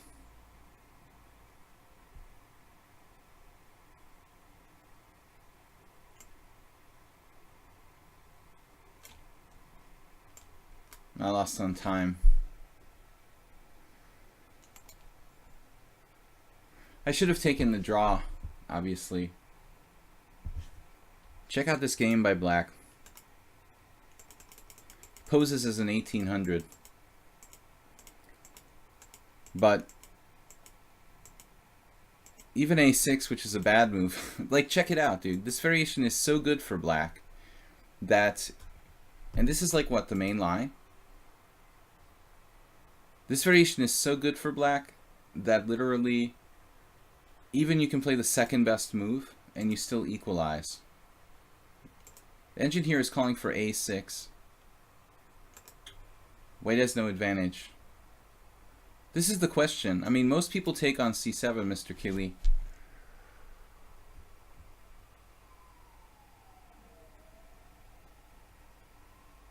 But I think that this is not an easy decision. It's like splitting hairs between taking and not taking. All these guys won, but I don't understand why. Knight takes c7 check, queen takes c7 check, bishop d3. We've got the dark square bishop. I mean, I guess that's something more concrete. Okay, I don't mind losing on time. Anyway, I had no advantage. This is actually a new move and possibly a bad one according to the engine. Rook c8. This is following a, I guess, Polish championship game, Duda versus Pierun from 2015. That was the Polish championship where I think the young players did so well. You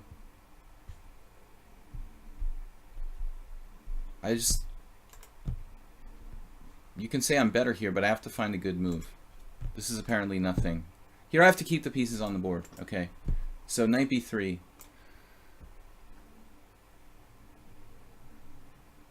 This makes a lot of sense. That's why rook c8 is bad, because you need to trade pieces. You could play like you played in the game, just you don't need to play rook c8 first. Why not just exchange pieces right away? It's totally not clear what the difference. What the heck is the difference if you trade knights first or not? You know, you're getting that exchange in, and then you can do what you want. You know, do rook c8 now if you want to. I don't think that white has much of an advantage here. It's not very much, but he played superbly. I couldn't find anything, but I played c4, which was really bad. This was an insane move. I'm threatening knight f5 here. I'm threatening knight f5 very powerfully. I guess pretty much any move he can make, any normal move would negate this threat, even castles. So this was really like a cheapo, playing queen f2. Second best move according to Stockfish, whatever. So bishop a4, apparently I had f5. I'm not a computer, so I didn't find this.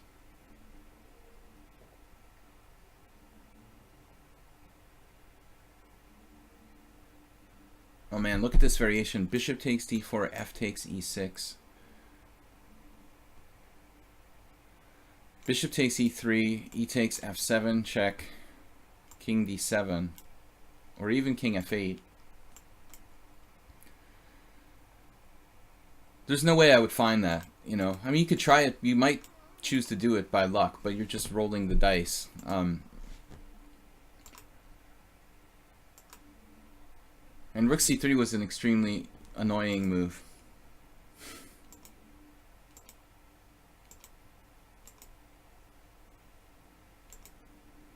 And c4 is just bad. But I have no advantage here. Black is completely equal. Anyway, good game. Alright, Krasovski's up next. Good game, Yul Skinner. Alright. E4, C5. I'm playing open Sicilian in most cases. Probably a Najdorf player. I don't remember if we ever had a... We've only played like 4 games. No, the dragon. Alright. Did we ever play before in a Sicilian? I don't remember. Congratulations, man. Good game. But I learned something from that game. Classical dragon. I can't keep up with the theory in the Yugoslav attack. Players who like sacking pawns can play f5 easily. Yeah, that's a good point, Goofy Gumdrops. Well, it's the kind of move that, yeah, I might have very well played it in a tournament game when I had more time to think about it. I definitely would have been looking for it, but if I'm not sure, I definitely err on the side of caution.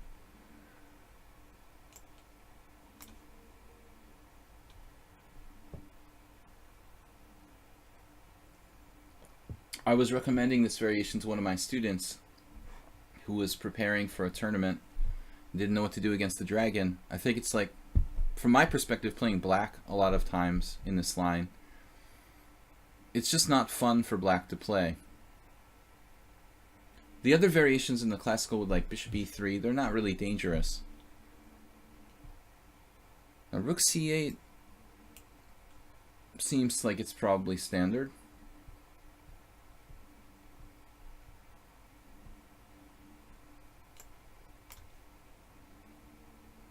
I think I probably had this position once with black.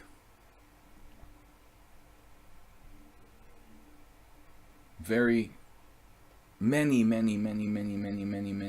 years ago. Like 25 plus years ago.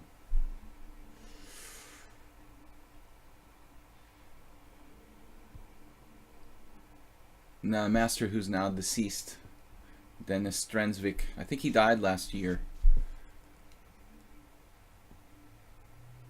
I must have had the same position. I guess this is a pretty well-known line. Dennis beat me. It was like a US Open, or... He was like a solid national master in the US. An older guy. We played a few times when I was younger. This was the game, I think.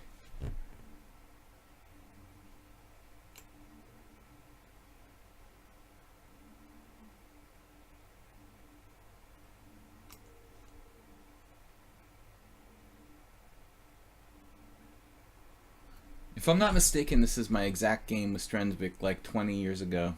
25 plus. Lost with black here. But I was only around 2100 when I played that game. Dennis was like 2300. Or high 22s.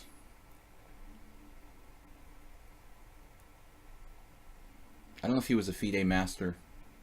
B5 maybe theory.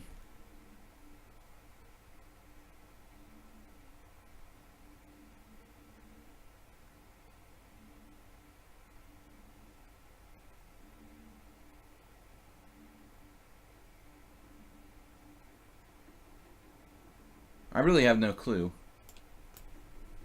what I'm supposed to do here. Now I'm tempted to play A3 just to kind of keep him honest.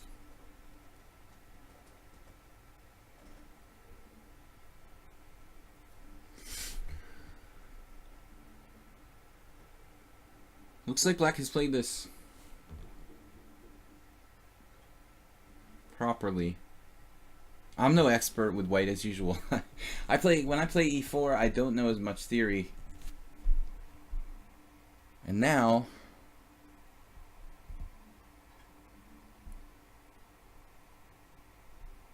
there's like queen e1.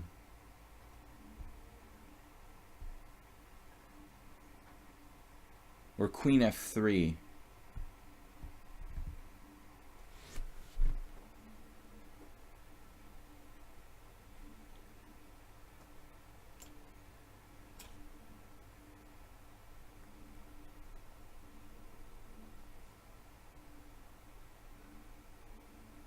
I have no idea what the best move is.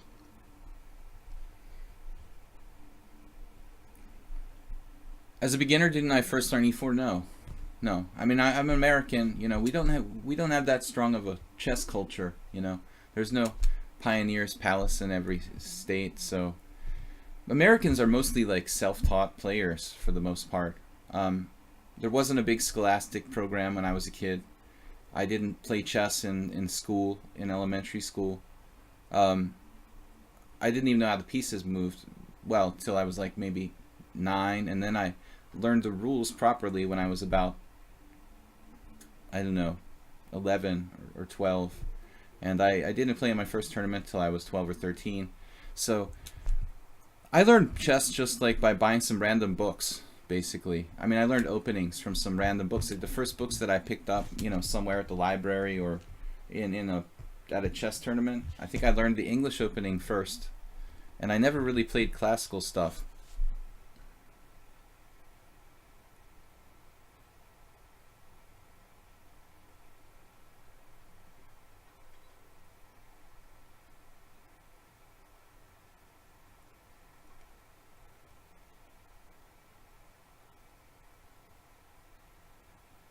This looks like an insanely good move by black.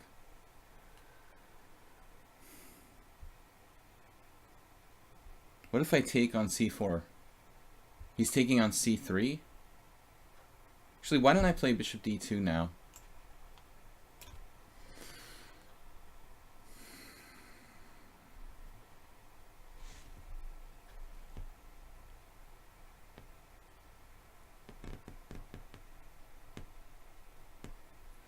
Defending against this constant threat of bishop takes c3, which is extremely annoying. And sometimes I have a knight coming to d5.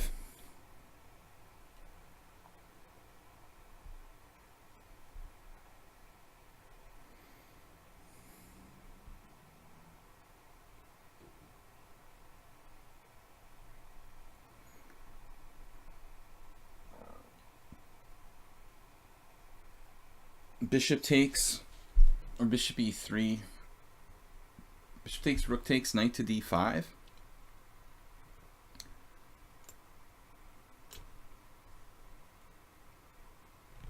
Wow. Krasowski, okay, I don't know too much about him. He's got really high ratings.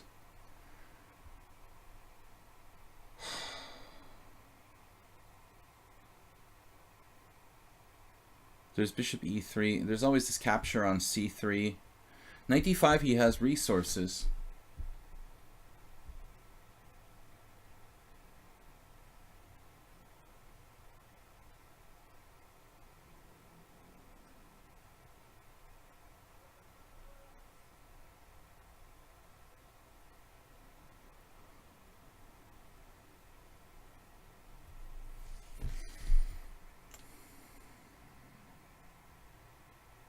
This looks bad.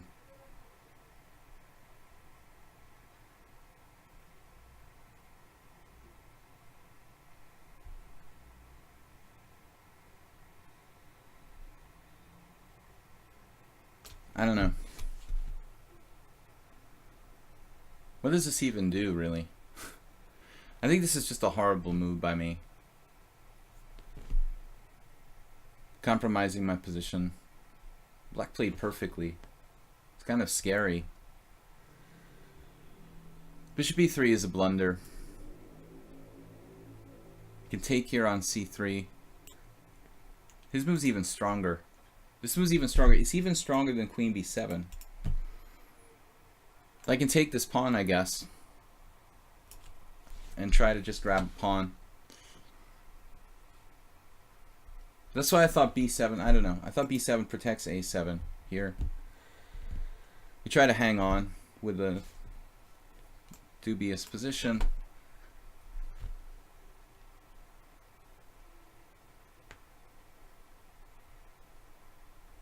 We're still alive.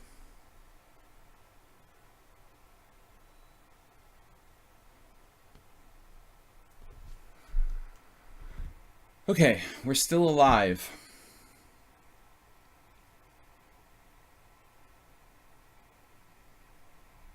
What do you want to do?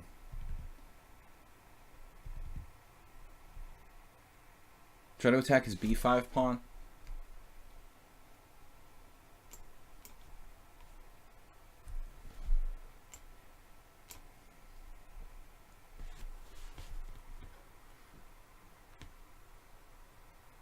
Our pawn structure is mangled.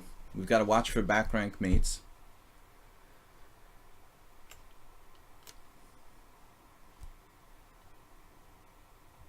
Yeah, it looks like we're just hosed.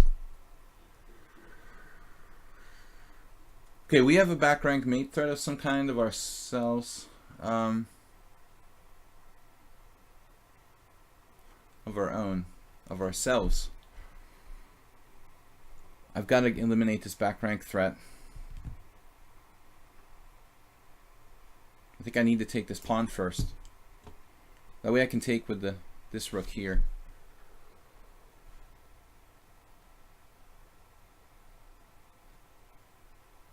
Okay, it's a very close game. I had the gut instinct that black was better.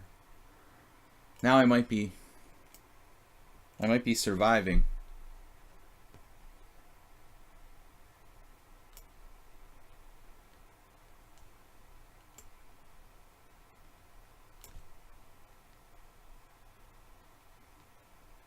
This is probably an important move. If I can take... Do I want to take, though? Probably not.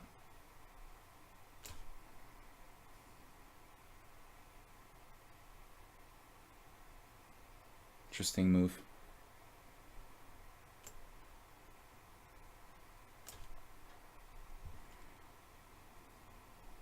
He's very solid. But I have a tactic here in some positions. So he has to take... He had to take with the king there. I have rook takes check.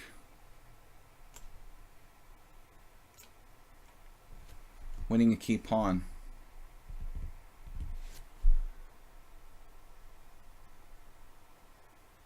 The second pawn. Is my rook trapped? My rook is trapped. My rook was trapped. I said that 3 times. Is it enough? I think my rook was trapped.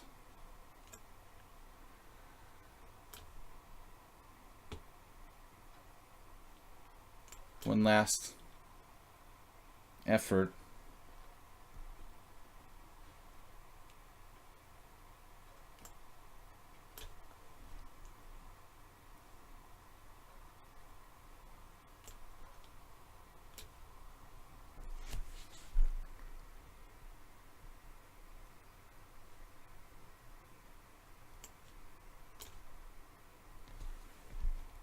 Oh no.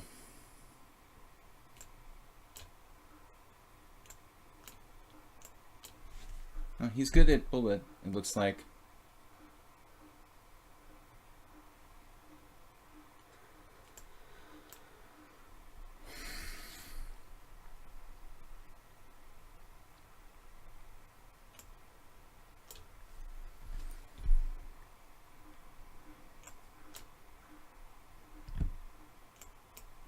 I think I was winning and I allowed him to hold on.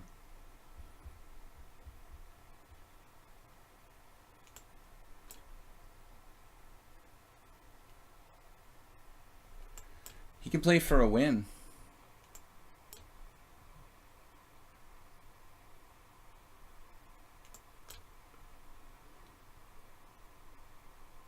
But I can play for a win too.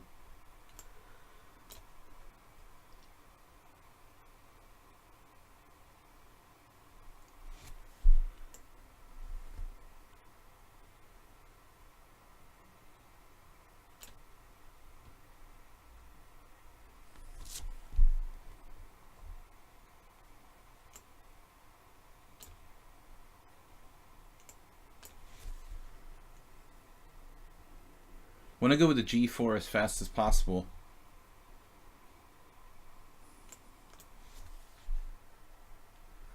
I don't know. I mean, black's better here.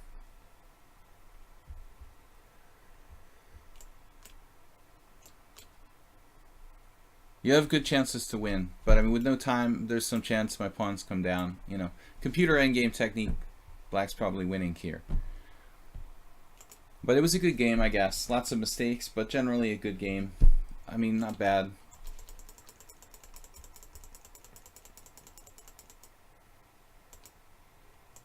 This is like all theory. Plays all theory. No one played knight takes a5. Queen e2 is probably what Dennis played against me. I don't remember.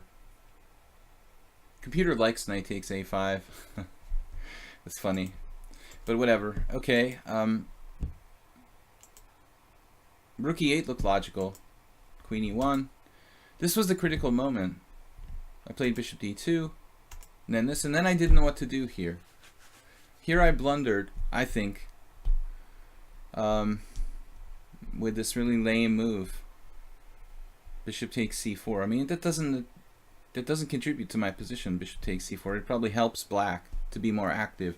I'm bringing his rook down here to c4. What does that do for me? You know, to improve my position. So it was a good fighting game. I'm getting a lot of messages. Rabbit chess. Oh, okay. All right, back to Ace 1886. Mr. Mate with bishop b6. Oh. I didn't even consider moving my bishop. I was looking for mates with the rooks. I need to play more blitz. I played d4. I don't know why. Anyway, we got a Caro-Kann in any case. Let's try to play this. Ace is pretty strong, 2100. Yeah, the c5 I don't know that well. I'm not going to take on c5.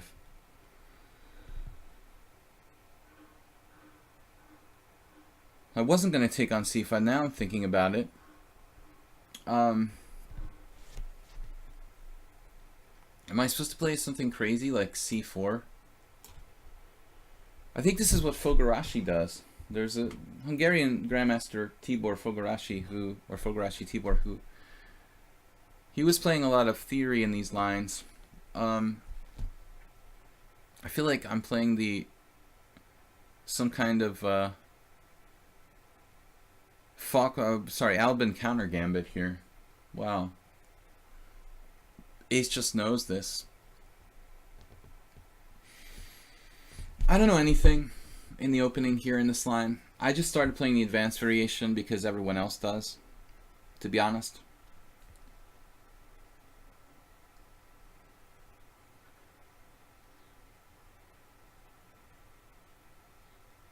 Alright, well, I have no idea, but I'm playing this gambit style.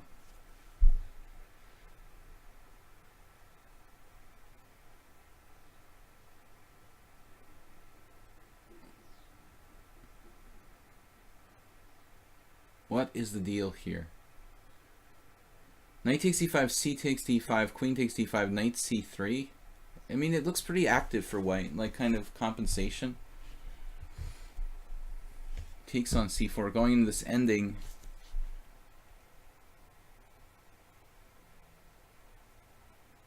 I don't think I have a choice but to go into the ending.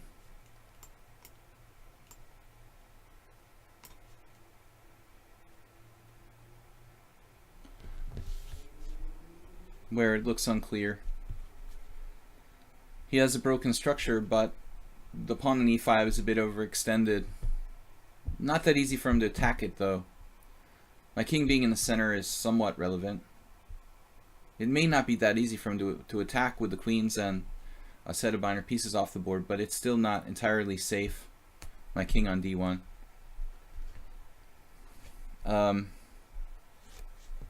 Hey, what's up? Lisha Filas.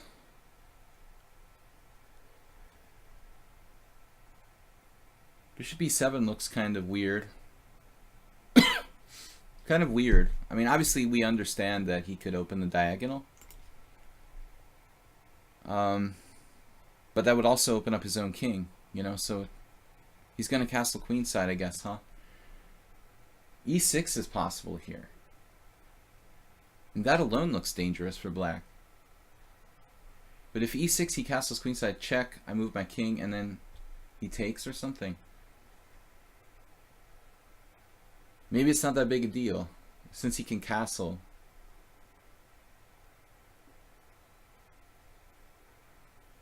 Where is my king safest? E2.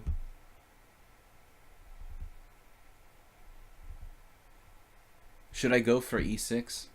Just play king E2 directly. I gotta get my king off the D file.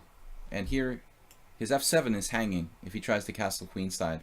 So it's like he needs to play E6 in order to not allow that to just drop.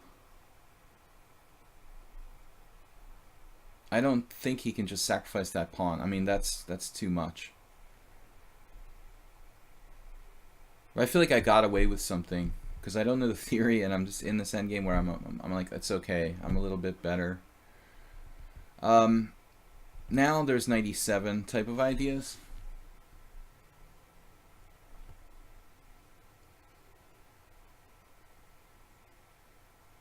Basically, he's gonna put like a knight on D5. We'll just have to play around it. I think that's all we can do. 97, 94. If 95, we're playing around it. We have obviously lots of potential ourselves. We just have to live with black having a knight on D5. He could actually have some problems. I mean, maybe even bishop E3 is strong here.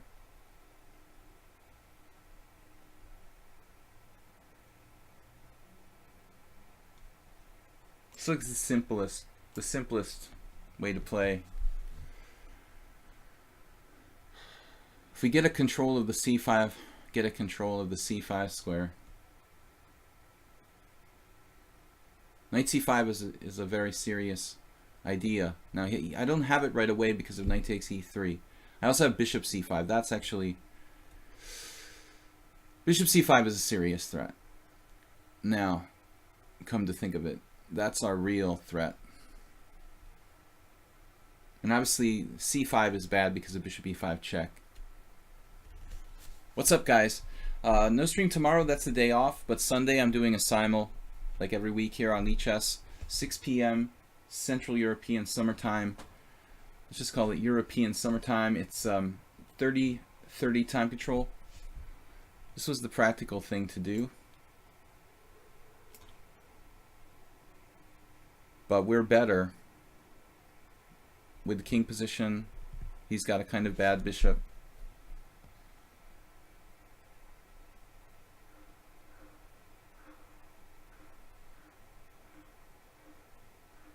It may not be enough for white to win. We do have knight to G5 sometimes. This actually looks like a problem. No, he has bishop C5 check. I need to keep my knight in the center, so...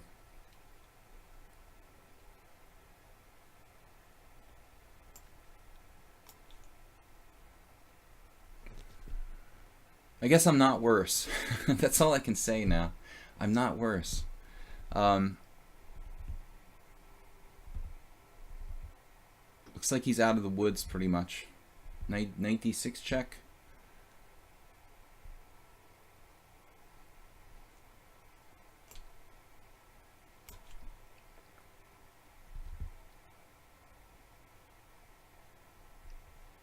Put my pawns on dark squares to complement my white squared bishop, but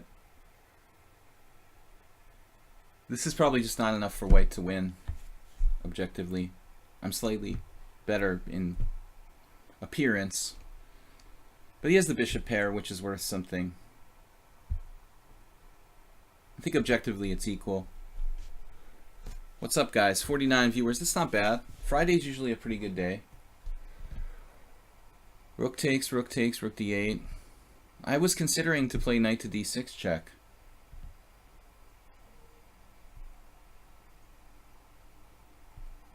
He's improving his king.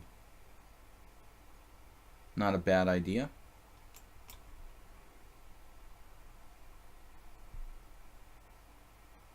Solid play by black. I've only played him twice. I don't know much about ace. He's got a draw and a loss. What are these, both blitz games? Yeah. No, one is a simul game. That was the draw. I vaguely remember that. Yeah, c5. He stopped 96, so he's played very precisely. In fact. Could black be better here? Well, let's try something different. Let's see how his king feels on the c file.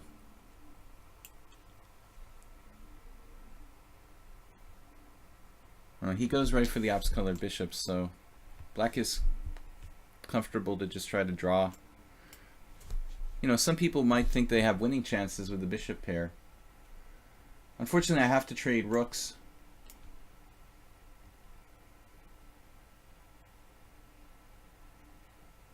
It's probably a draw.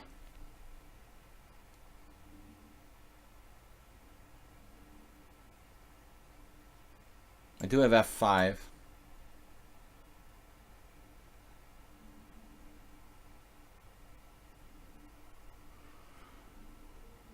Most likely it's a draw. He's not that many weaknesses, really. What am I going to do? Yeah, it's a fantasy, really, to try to win this. There's nothing I can do. Maybe there's a small chance. Okay, he took there. The thing was, I guess if he plays king d7, I have like bishop b5 check, which is a little uncomfortable, but probably that's also a draw. Even this is probably a draw. But the thing is, I can get my king into like here, here, and here.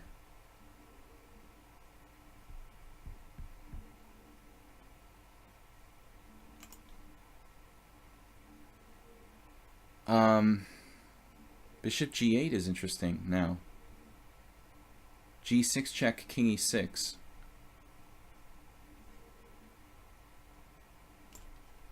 E6 looks like a blockade.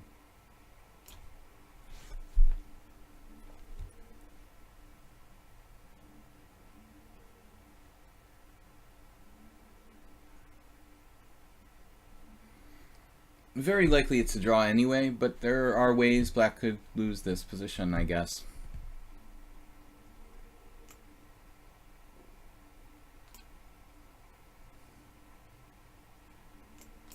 This was my idea, but it's probably not enough. But maybe now we have something.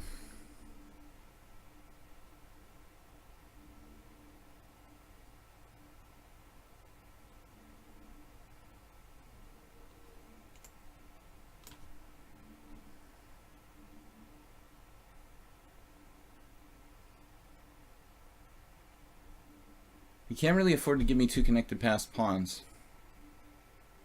So he has to defend this. But king f6. I'm sorry, bishop f6. I go king f7. He has e4. Oh, man.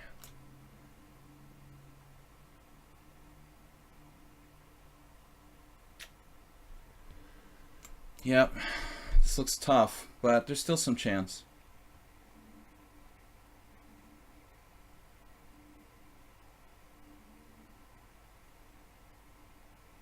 Probably a draw. He didn't play that. I have bishop e4.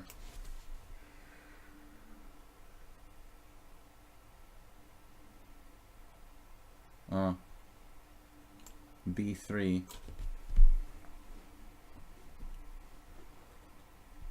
You can't really afford to sacrifice a pawn.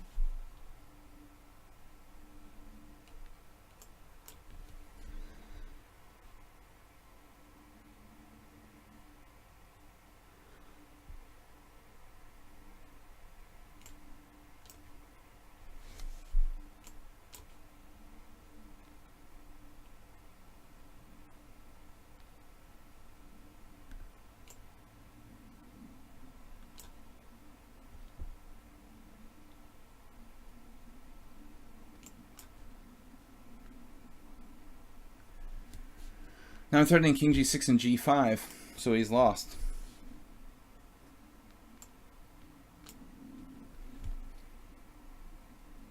Nah. Just time pressure. He missed e4. That was an easy draw, probably. e4 here.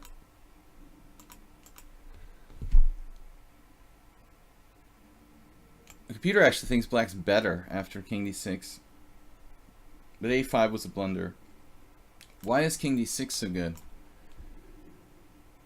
Because of bishop e4, c4, and then king here. Actually, I'm in trouble there. It's not so easy.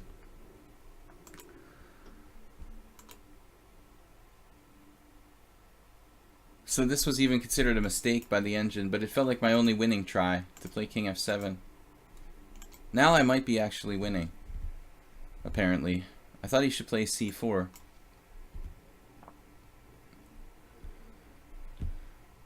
You know, c4 is the only try to come in through here.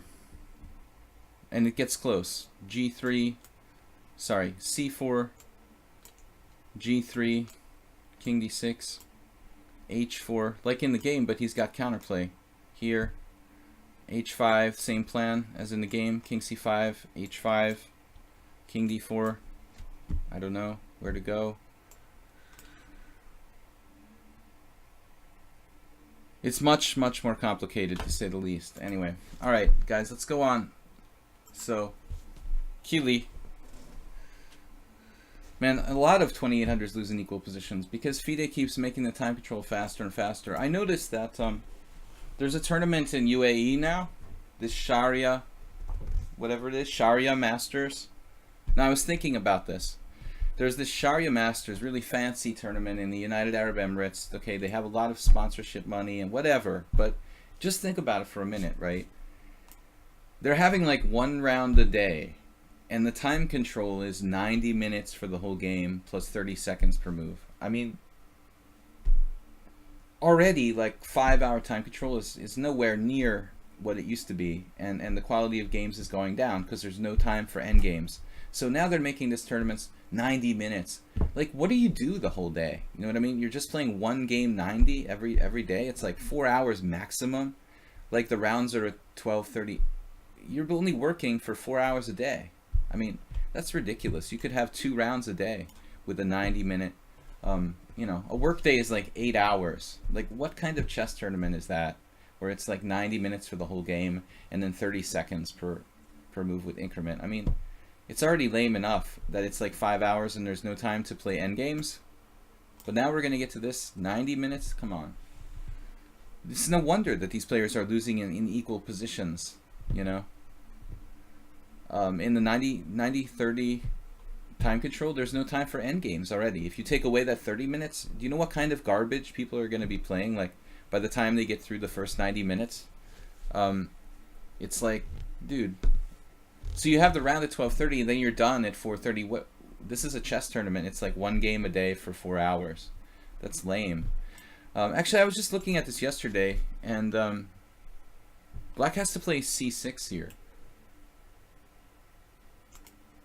c6 is the best move anyway. You don't have to do anything, but c6 is definitely the best move. Now black is going into kind of an inferior, some sort of inferior Slav. The showering money tournament. Yeah, okay, but one of my friends who's a longtime chess organizer and master yesterday or the other day said to me, you know, when someone sponsors a chess tournament, you know, at the end of the day, like when the tournament's over, the only thing that's produced by this chess tournament is the games, you know. And if you're going to produce a chess tournament, you're going to shower it with money or whatever.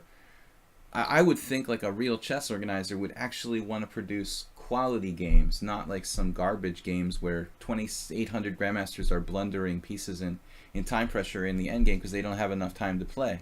That's why I don't watch bullet chess. I don't want to watch grandmasters blundering pieces. You know, for me, there are better things to do with my time than the elite arena. Anyway, so c5. This looks Looks pretty crazy for black, honestly. This looks totally incorrect. He's really too far behind in development here. We switched it up. We played d4 by accident. I played knight f3. I was too busy talking. My longtime friend, no, I never knew Zurab to talk to. He probably beat me in a blitz game online once or twice. I stood near him once when he was having a conversation with someone else, but I was just like hanging out, and we never like introduced each other. I don't know. He seemed kind of okay, you know, but he's like a renowned chess mafioso. You're not really up today.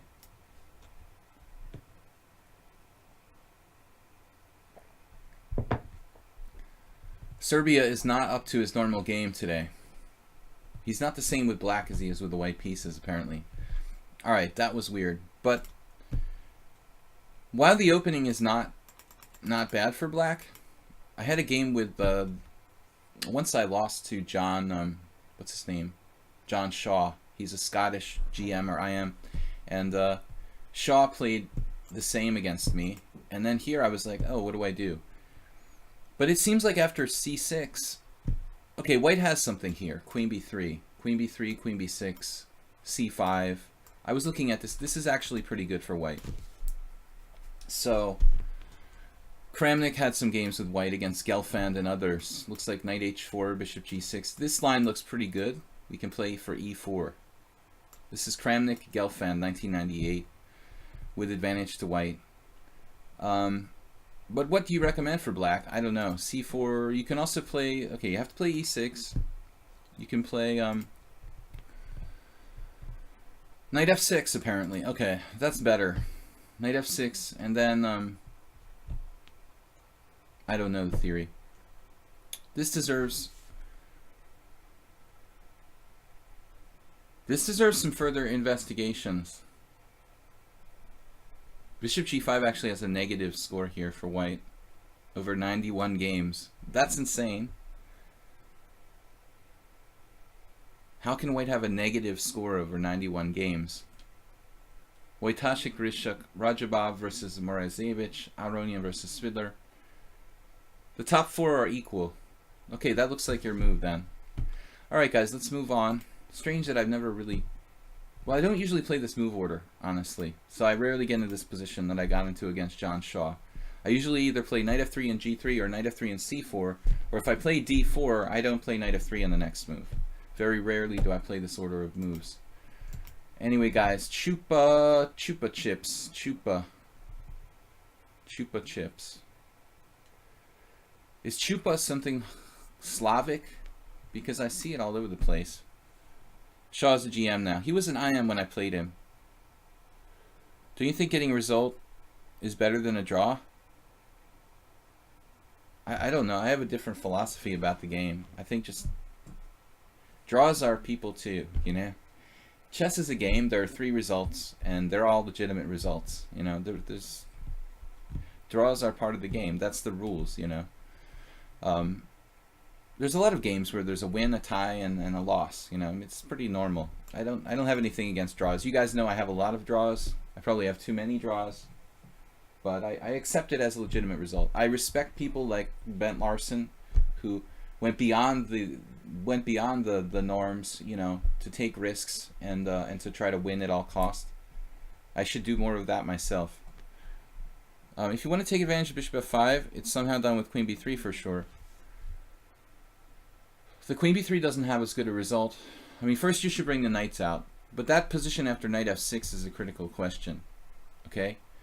Queen b3, you can analyze queen b3 there and see what the statistics tell you, but queen b3 is an artificial move in a way of itself. Okay? You're putting the queen on an artificial square, and you need a really good reason to do that.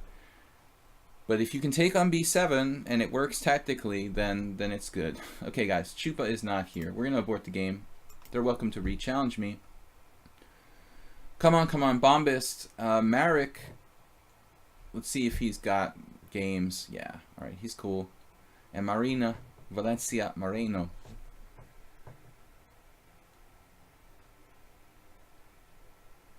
Alright. We only have time for like 1 or 2 more games, guys. Looks like maximum 2. Oh, that's a rated game. Marina's trying to get me to play rated. No tricky rated games. Bombas will probably be like lucky if he's the last one today. We switched from E4 to D4. It seems I've been playing as now 2500 rating. Because it's blitz, and sometimes I do rapid where my rating is lower. I haven't had time to play any offline games, so I've been keeping the rating at 2500. I don't want to play when I'm like tired and be like 2499 because I played when I'm exhausted.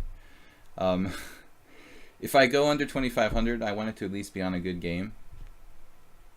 So I haven't had time to play off stream at all the last couple of days. Maybe I played like 1 rapid game. I've been super busy doing lessons. I would like to get to play more offline games or off-stream games. Mr. Killy, the worst game ever. You're one of those players who's better with white than he's with black, aren't you? Man, come on, isn't here as well. We got 2 players now. We're gonna have to. All right. We'll take Bombast. I'm sure he's waiting to play. Serious player. All right. Well, I've played a lot of C5 lately. Let's switch it up and play Knight F6.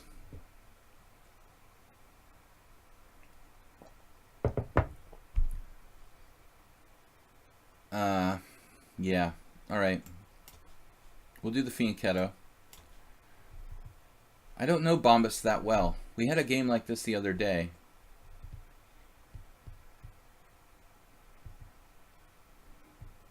Well, anyway, it's always good to castle and fianchetto.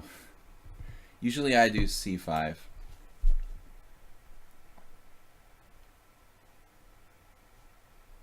Queen C2 seems a bit unnecessary at this early juncture. Maybe I had a game with Bombas like this earlier. He's basically playing the hedgehog with reverse colors, which seems like a perfectly reasonable thing to do. All right.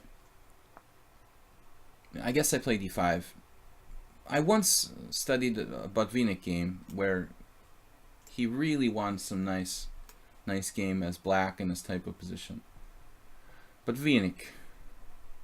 So we're just keeping the tension here with the exchange of bishops. Doesn't matter to me, man. I guess we'll play Rook C8. Bombas is playing super fast. But there's no hurry. Well, I guess if we play according to Botvinnik principles, maybe we should play E5. Don't trade pieces when you have more space. This is the idea. Normally he would exchange. Bombas like wants to play this. Apparently he likes the hedgehog, so now he's literally transposed to an exact hedgehog with colors reversed. Which I've talked about this before on the stream. It is easier to play the hedgehog side of the hedgehog in fast chess because the other guy, that's me, the guy with more space actually has to do something, and that's harder to do. It's the same thing in the Marazzi. Well, this is a kind of Marazzi, right? The onus is on me to do something, and therefore it's easier to play his side. You just shuffle the pieces back and forth on the back 2 ranks. Not so easy. I would prefer not to play hedgehogs and Marazzis in blitz, and just keep them. We'll keep that for for the. We'll save that fun for Okay, he's gonna play Queen A1 and pressure me. Which is better? We go here and play F6. We're gonna have to play F6 eventually, it appears. If he plays Queen A1, we'll play F6, I guess. I don't really like it. I could have protected my pawn with the pawn. Bombas has used no time. I also played the hedgehog. I actually wanted, ironically, I wanted to play the hedgehog with black in this game if he would have allowed it. So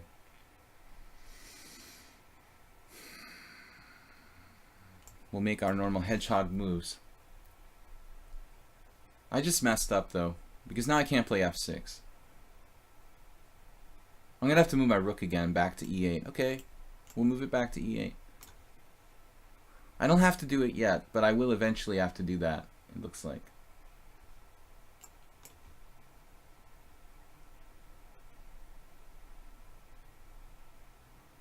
But I don't want to play this position in a very fast time control.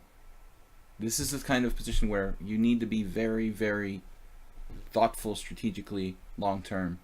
While Bombus just rattles off like, you know, easy to find hedgehog moves.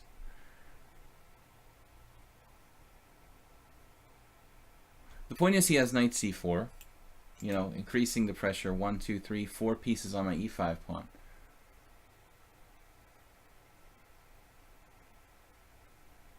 I have 4 defending, he has 4 attacking in that scenario.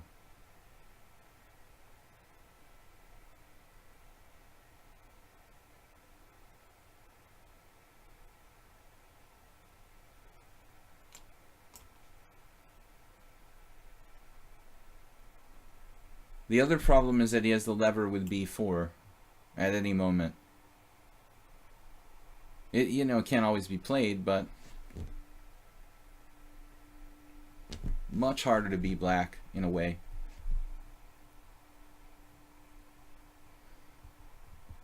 But I regret not trading bishops on g2, because that would have been a much easier position to play in this time control. I made life difficult for myself by having to play this full-blooded, all the pieces on the board situation. There's virtually no way I can trade pieces here.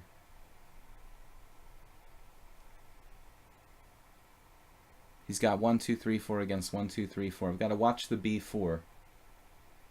And a5, like, is extremely risky because of my b6 pawn. And meanwhile, I'm gonna like just lose on time.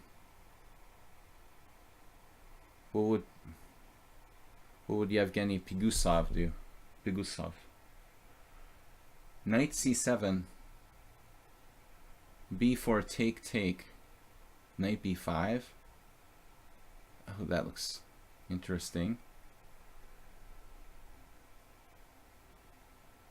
What's my idea with that anyway? What am I doing? Alright. I guess I should seriously consider playing f5.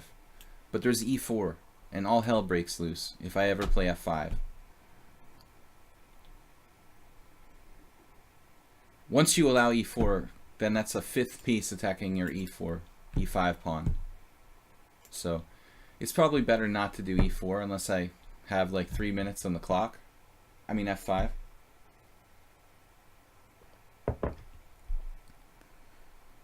If I have to retreat my knight, it's coming back here, obviously.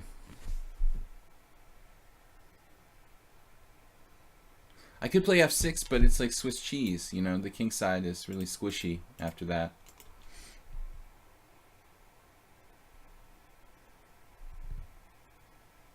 Kind of difficult to know what to do. Just a waiting game now. He has 3 minutes to my 50 seconds.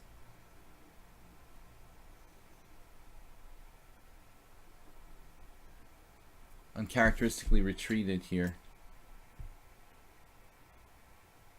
It's just too hard to play this position. I'm a hedgehog player. I respect his position, you know. I know how dangerous it can be. h3 was kind of a weird move. It's a little more usual to play g3 probably. Okay, I'm just gonna wait and see what he's gonna do. I have no time, you know, and I have no plan. I can't play f5. I could think about a5, possibly. Okay, this is pretty ambitious. Rook c4 is a little crazy.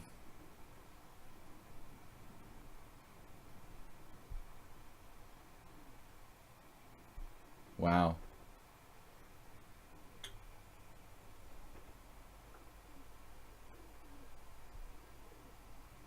I'm not sure if a5 was appropriate here.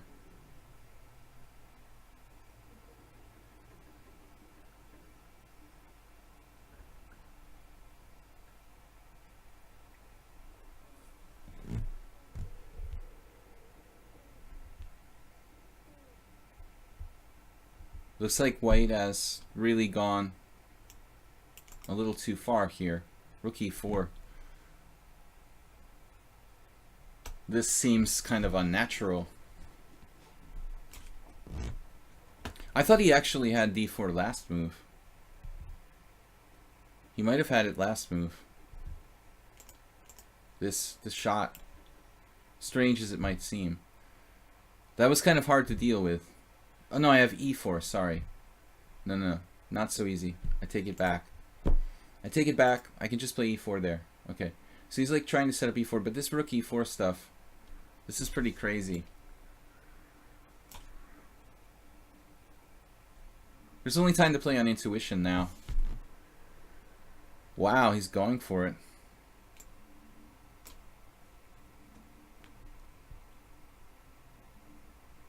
He may have made a mistake. Perhaps not.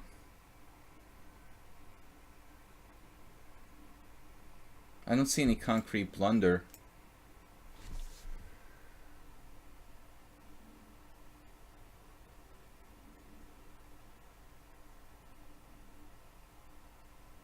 I have long distance bishop on a8. Black should not be worse here.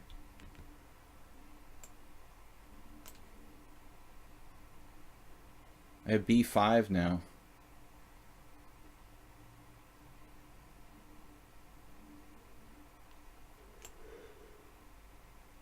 I guess we go for it, because I'm really short of time.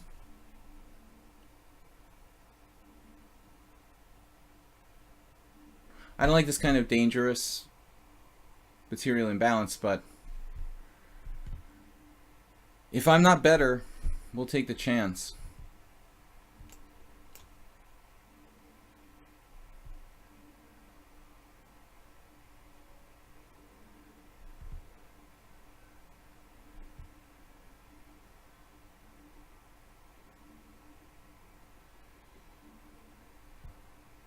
I actually have the threat of f6. Queen a1, f6, for example.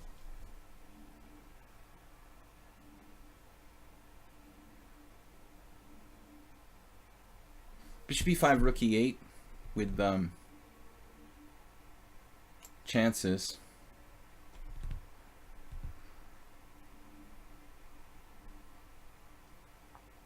f4 is very risky because of queen a7 check or queen b6 check. This I didn't calculate.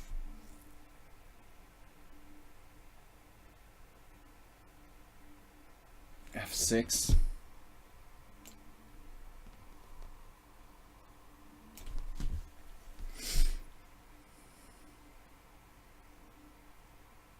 Force the exchange.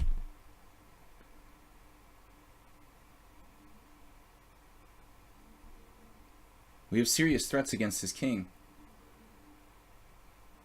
If he trades queens here, but what choice does he have now after knight takes c4?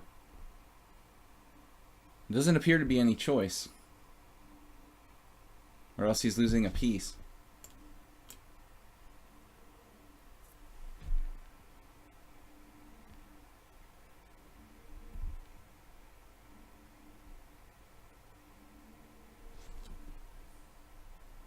Yes, the best move.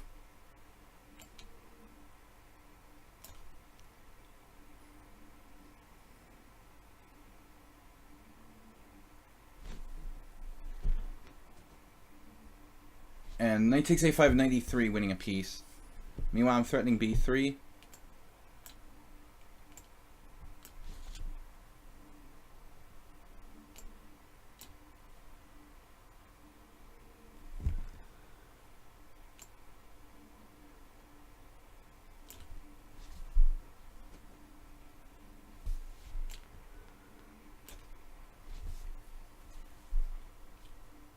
I blundered. All right.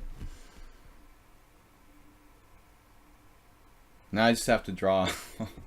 I hung the exchange. Oh man.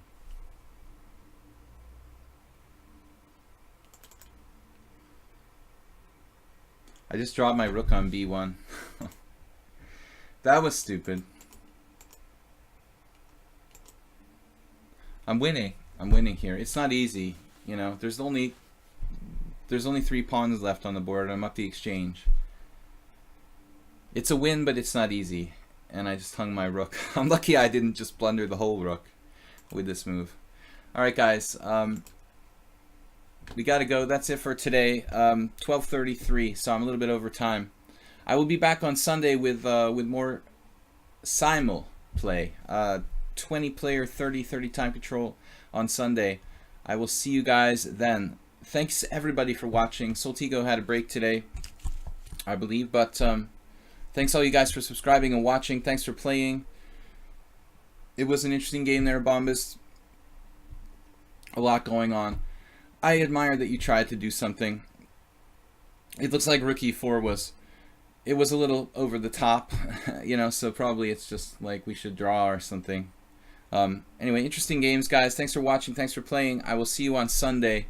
And if not Sunday, Monday, Wednesday, Friday, I'm streaming Blitz and Rapid Chess. And Tuesdays and Thursdays, I have a viewer tournament on Tuesday. And Thursday is subscriber stream with game analysis. Thanks, everyone, for watching. I will add the replay to the YouTube channel, Video Chess Training on YouTube. And again, thanks for watching and donating via PayPal. Bits donations this week from Move11, Asterbane, and Clash Kid. Thanks, everybody. If you want to contact me for any reason, videochesstrainer@gmail.com. Thanks again for watching, guys. Bye-bye.